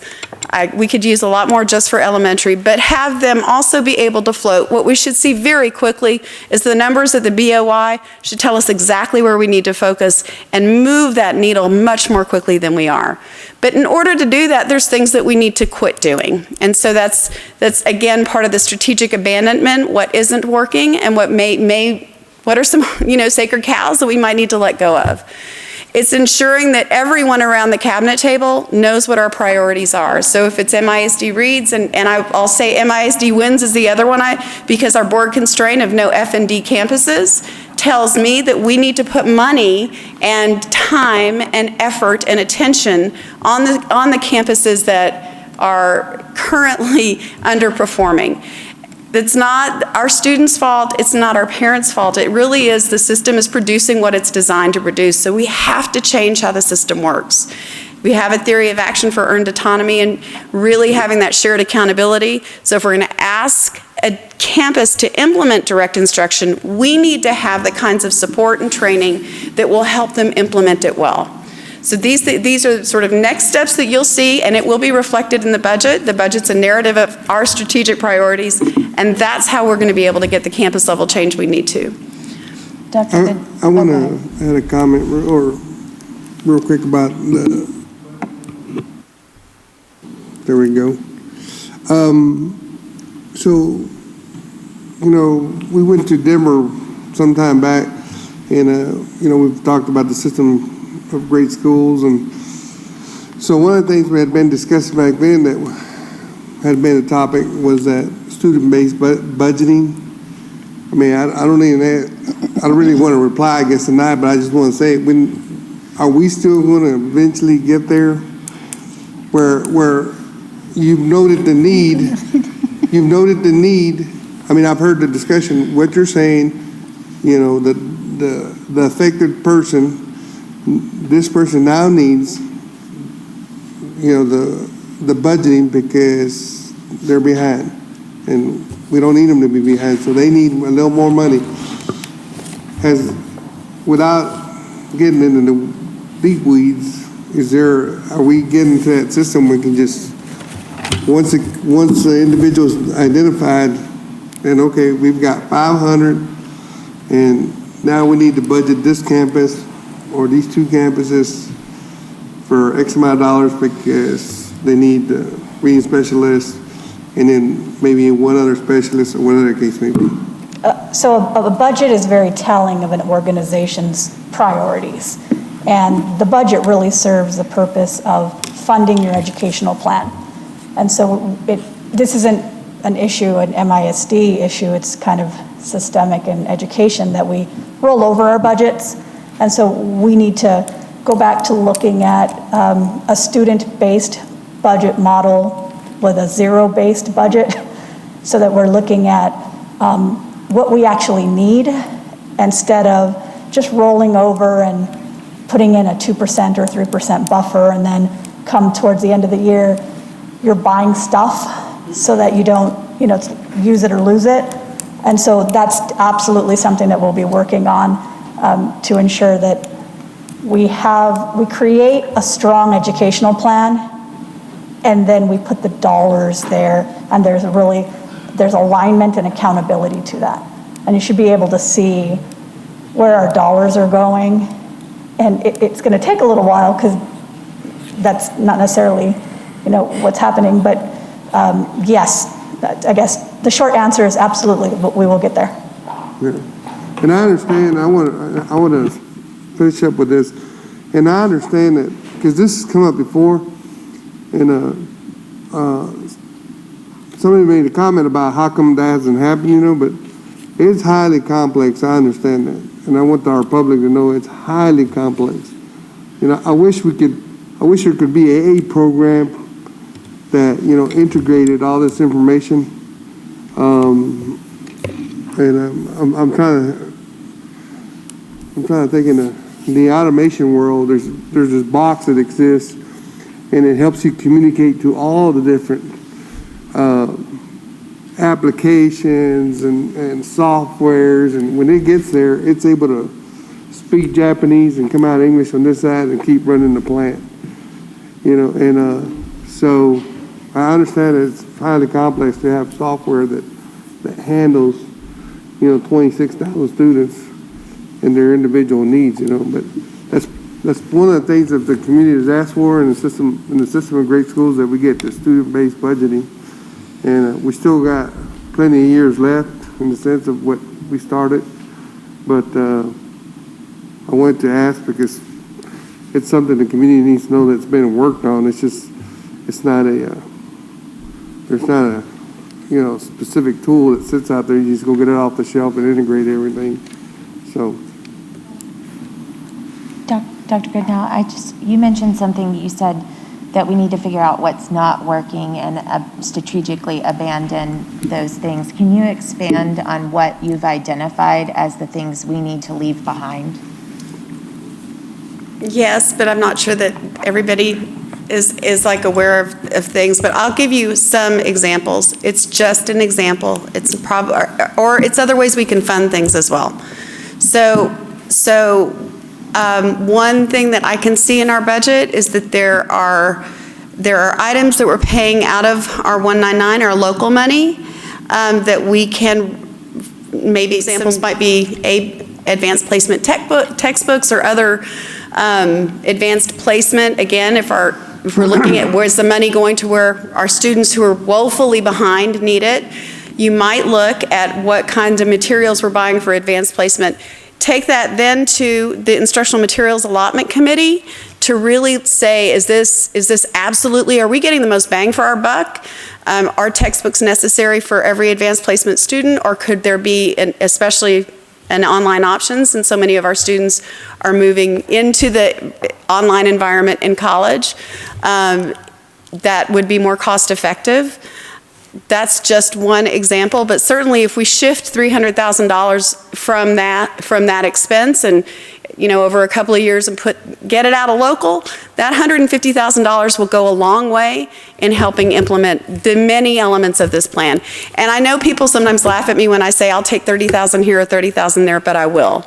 If a program isn't being implemented well, I can tell you my own sacred cow, and this is what I don't want people to go, she's going to kill this program. I'm not, but it is an example that we need to say either we're going to do this well or not, and that would be AVID. AVID is one of the most powerful programs that this country has seen in taking students who are historically underrepresented in higher ed and in just empowering them with tremendous success to be very successful in college. I don't see the quality implementation of AVID in the district that would help me really get behind that. If we're not ready to do that right now, that would be one example of, say, let's wait till that's the strategic priority and that's the charge from the board, and maybe halt that. That is terrible for me. I love AVID more than anything. I can't even believe I'm standing here and telling you that. If we're going to do it, let's do it well. And how is it helping MISD reads? That's what I'm going to come back to over and over. How is it helping students read? How is it helping us from getting campuses that are F&D off the F&D list? And then Jeff will say, AVID at the junior high level. And I'd say, you're right, but let's do it the correct way. Let's measure how it's being implemented. And if it's not being implemented well, we either don't do it or we fix it. Those are the hard conversations we have to have. There's just a lot of sort of one-offs that we're seeing, but give me the focus, which to me is how do we get all of our students on high-performing campuses, off F&D, and tending to the board constraint, and then every student reading. Dr. Ramsey, I would think that there are a lot of things that we could maybe abandon and revisit. So I'm glad to hear that that's already a discussion that's being had. And now I'm going to get a lot of hate mail from everybody who loves AVID. Any other comments? Thank you, Dr. Goodnow. That brings us to item 5B. You're just not back up. Spring Events Graduation 2021 Update. Presenter is Mr. Horner, and that starts on page 73 of your board book. Thank you. And Mike, just so you know, this clicker's not working. So you got the advancement when I asked for it, okay? Be clear. Evening, Dr. Ramsey, Dr. Dixon, trustees, President Murray. So very glad to give you a couple of updates related to spring events. So just to start this off, the first thing is we, of course, with COVID, been modifying and adapting, and as we progress into new things like having testing where we can actually do COVID tests of our own students, we're going to continue to modify and adapt.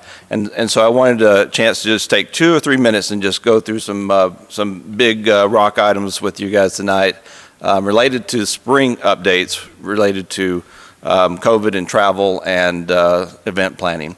So the first thing is I want to bring your attention to, so the fall we have been very specific that we were not doing field trips, those traditional, elementary type of an academic field trip based on the community needs and the challenges in the community. That's continuing. So we've kept in place, we're keeping kids on campus when possible. Day trips, and I'm going to define this more general than a field trip. Day trip with principal approval outside of the school day, we are approving. For example, the 9th grade choir group needs to do a clinic at place X in order to advance those students in choir. Then with principal approval and with all the criteria that we've established with safety protocols, a day trip outside or in the evening or outside of the day, school day is going to be approved. Event trips. So we have school sanctioned competition. You heard Mr. Wimley talk about the Lee High School drama or debate club, debate team. We were prepared to send our students to Austin. They end up having, because of snow, we end up having it virtually. But that kind of competition, athletics, fine arts, those that are not requiring overnight stay are going to definitely be approved as well, continued. Again, we've done a good job. The athletics department's done a great job of keeping students and fans safe. And the fine arts department, we're going to keep allowing those. So those just some 3 basic things, but there's one major change. And Mike, the next slide will show the major change is we do still have need for overnight trips. That overnight trip for Lee High School debate was one we did want to take away from kids. There are other things. Ag, there are students that have $10,000 steers that showing that animal at a large show is important to their FFA program and a school sanctioned event. So we've put in some steps that we're going to allow overnight travel. And some of that, again, is because thanks to our nursing department and Jean's department that we have the ability to do COVID testing. So with approval, we're going to approve it to no more than 2 to a room. But the key here is we're going to actually test them no more than 3 days prior to that. And with a negative COVID test, that will give them clearance to go and spend the night in that hotel room. And even though we have 2 in the room, we know that they're safe because we've done the COVID test. So I wanted to bring those things up, and we have systems. We actually have not really fully implemented this because we were ready to do it before the snow came and didn't have to with our first trip. But these things are actually going in place as we speak with future. We have a state qualified swimming and diving team. Swimming went earlier and diving team. We have a state diver going to be competing here soon. Next slide. So a couple of other things. So we know that there are a lot of events that our schools normally do that are important to them. We believe that there's many of these things that we can definitely make sure happen. These are just examples, but I wanted to put them up there. Elementary field day, that's one of the biggest questions. That's so important to our kids and their parents and the school. So with protocol that's actually still being developed, there will be allowable events such as elementary field day, high school baccalaureate, and I'll speak more to seniors in a minute, things like Shining Stars events, things that are so important. We want to recognize students for their, any way we can recognize them. We don't want to take away opportunities to celebrate students and their success, so we're encouraging with certain things like we're not, not having big banquets and big food because that's where we're seeing a lot of transfer, but we are going to have spring events with some specific criteria. Next slide, please, Mike. That brings us up to graduation because those of you that were paying attention to this last year, you know how important, of course, graduation is to all of our seniors. So I just wanted to point out that with this year's calendar, that we've just got to next year's calendar. So let me just remind you, this year's calendar still has graduation for early college is always a week before everybody else because it matches the Midland College calendar. So they're May 14th and Friday, but then we have a Lee High School nighttime graduation Thursday night, May 27th. Coleman High School graduation on Friday late in the day, and then Midland High School is graduating Friday, May 27th as well. So last year, we divided and conquered. We did 14 graduations, Mr. Bishop. But you're showing Thursday the 27th and Friday the 27th. Oh my goodness. Well, let's make it the 28th and call that a snow freeze, but I'll take the blame on that. So thank you for correcting me. So it is the Friday the 28th and then the Thursday the 27th. Last year, we did 14 graduations across 6 different locations. We know that may, with certain circumstances, we may have to resort to something like that again. But we definitely don't want to take away a regular graduation if we don't have to. We also know that we really, at that time, we just didn't have the opportunity to, and the manpower to expand out and plan out to go to Grande. But Grande's got 14,000, what I'd call usable seats. They call it usable seats for an audience. Where Shap Center, where we traditionally had graduation, the last 29 years I've been in this district, only has 5,200 seats. So what we've seen over the last 10 years with our graduating class continually getting larger, we've continually given parents fewer and fewer seats. So, next slide, Mike. So we've come up with some alternative plans, but our plan is to move graduation for the 2 big schools to Grande, even with social distancing, and it looks like probably social distancing will be a criteria. We can still get parents about the same number of tickets, have them socially distanced, have socially distanced graduates out on the field, but by moving to Grande, we would be able to have a pretty traditional graduation, despite most circumstances that we're seeing with continued COVID problems. We know that Shap Center is still our preferred plan for early college, even with the challenges of social distancing. Early college, the number of graduates, Shap Center will hold us just fine, and we know that Coleman will hold us just fine there at Shap Center as well. So we have some backup plans. We are on reserve with Grande, planning for Grande for Lee High School and Midland High School. We are on reserve for Shap Center. I've got all our bases covered, and we also are on reserve with our 6 locations that if we needed to have 14 in the event we had a really severe COVID outbreak and we had to really, and that the state would have to tell us we're not going to have an audience like they did last year. So I wanted to just show that to you guys and make sure it was, communicated that we do have the change in time on that Thursday and Friday Lee High School, Midland High School graduation, but knowing that we're planning on moving to Grande in order to get as many parents into the stands to watch as possible. Yes, sir. And I hope it doesn't detour us from having it at Grande Stadium, but we have the number of tickets that we can give to our students to give to their parents. Okay, so that number being the same, or if not greater, to be able to get into Grande, how does that affect us if you got a plan if weather conditions doesn't allow us to be at Grande or we have to go to the Shap Center? How does that reduce that number? So although it doesn't necessarily describe it, our backup plan in the event of weather would still be Grande. So as we would traditionally have a Thursday, or as we'd have a Thursday night graduation, in the event bad weather comes in, moving to Shap Center is not necessarily a choice. We're gonna maintain a Sunday time slot. If we have to, if we can't have a Thursday night graduation, we would have it Sunday night or Sunday during the day at Grande.